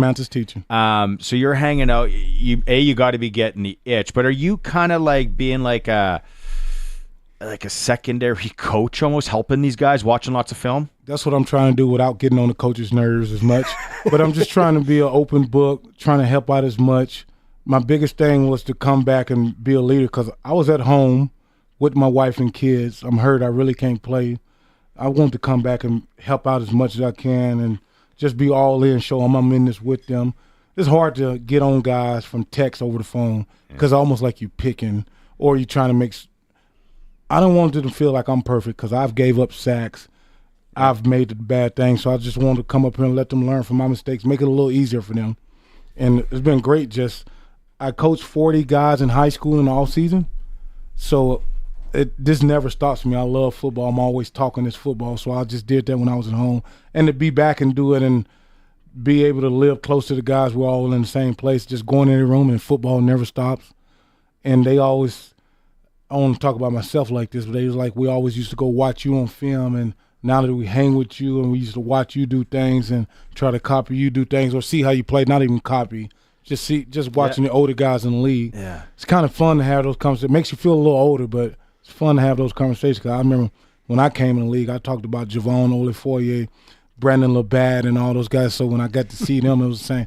It's kind of funny that's me now. You've already kind of highlighted it, but do you see a coaching future for you when this is all done? Or do you want to? Obviously, you want to stay in the game when I would love to coach. I would love to be a part of any football organization, even if I'm the janitor or I work equipment. I just want to be around the guys. I'm still a killer at heart. If you guys came to practice, like you said, running around like. They have been having to tell me to stop running already. I'm running with a good limp, but I'm running. I just love it. Good for you, man. Yeah, no, I think coaching and but you said Edwin. Yes. Right, we've had him on the show a couple times. He's played in the league, he's coaching. No one signs up for having that many guys down. Like for him to do what he's done. Obviously, Mace it starts at the top, right. But and we talked about it so many times where people are like, "Oh, the losing streak." It's like Sask, right? It's like this guy's they got to go. They got to go. Yeah. O'Day's got to go, and Reynolds has got to go. And it's like we lost by 2 points. Right? Like, what are you talking? And we have no O line. Yeah, they're all brand new. Yeah. Like what he's done is as a coach. That's a guy that probably you'll look up to and want to be like that? Most definitely. If I have this adversity in my coaching career, I definitely know how to handle it because how he handled it. Yeah. And Ed, just with the moving pieces and the way he's held his cool and the way he's led that room from the top down, it's something I'll never forget about, and it's just major respect to him. I came into the league and Ed was still playing. So Ed and Stanley were the tackles. Then I got to play with Stanley. So we've been very close with Ed since I've been in the league. So Ed's been always a guy that I can reach out to, and now that he's my coach, I'm playing under him. It's been fun, and O-line is hard. I say it takes 6 to 10 games for you guys to mesh. And I was on 4 or 5 games in, so I definitely haven't played my best football here yet. I was still trying to get my feet wet and things like that. But I think where we are with the guys right now, they starting to stack those games together. You're starting to speak the same language. And it doesn't matter if you're on the right page or wrong page, you're on the same page. You're starting to see a lot more of that right now, and I'm loving it. How do you explain what Micah Johnson did? I don't know if you can because, if he was in baseball, he basically went from a catcher to a pitcher or something like that. Like, it's not that hard, but that's for him to go O-line is like, it's almost like playing DB, but you got the hit aspect of it. And he looked like it probably made me like, oh, yep, I know I'm expendable now because we're moving D-line over here. We're on our 8th right tackle, and hey, things are looking good. And I'm the biggest cheerleader. I want everyone to do good, and I'm not holding anything back. I'm an open book when I talk to the guys, and I just want them to be great. I want everyone to win. Has Micah come to you and asked for tips and pointers on how to play offensive line, or he said never again? No, Mike is a good sport. He's never asked us about O-line. He might make a joke about it. It's not as hard as you guys think it is. No, Mike is a good guy. He's just all in, a vetty guy that a lot of young guys don't know who was a terror probably when they was in high school. Like, Michael was one of the scariest guys in the league when I first came in the league. Just the way he played the D-tackle position, having 14 or 10-plus sacks in the inside. When I first came in the league, that was like, that's what I heard about was Micah Johnson in the middle. And then you go over there and see him, his arms look like thighs, and they still do. They still do. And, like, we're getting a little older, too, but I think Micah's having a great year. I'm not calling Micah old. I think Micah's having a great year. Yep, I agree with you 100%. When I interviewed you earlier in the year after practice and all that, you kind of talked about what you like about Sask and what you like about being here. And let's be honest, Winnipeg, it's not far off, right? Sask is a little bit different. And you just said, like, you go walks with your wife and people stop and talk to you and all that. It's a special place. Like, maybe just and for Sportscage listeners out there, like, what you just love about being here. Just the people. The people here, they love their football, and they're hardworking people, and it's just a great place for a family. When I had my family here, we went to so many different places around the city that people don't tell you about. We went to all these different dog parks, all these different play places, all these different trails, and like a lot of things people don't hear about when you talk about SAS. Great place to raise a family. A lot of things to do for family around here, and just the people. They love the sport because I'm here for football, so. I'm in SAS for football, and people love the Riders.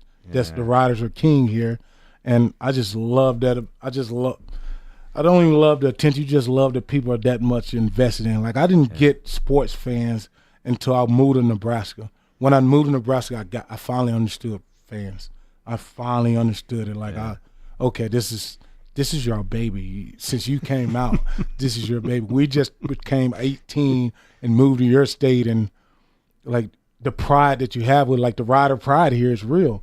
Like, these guys bleed green, so when they come here, they want it more than we want it because we just started wanting it this year. Yeah. You guys have been wanting it your entire life. Yep. So once I started realizing that, like, I started to understand fans a little bit more. We didn't become fans this year. We been fans a long time. Yeah. It's there's a lot of years. It's that John Gregory and that cool sweater when they win it in '89, right? That's what Jermarcus. This has been so much fun. I know it's bye week, and you guys you came by for 2 hours and you had some fun with us. Totally appreciate it. Man, thank you guys. I'd love to come back and go Riders. Thank you, guys. That is Go Riders. That's pretty much it. We're going to have Around the Horn coming up momentarily after the break with Dave Thomas. Dave Thomas and Chris Mazurek got you tomorrow and Friday. I am back on Monday. Sharky, always a pleasure. Curtis and Colson, thanks so much. It's been a slice. We'll talk to you next week.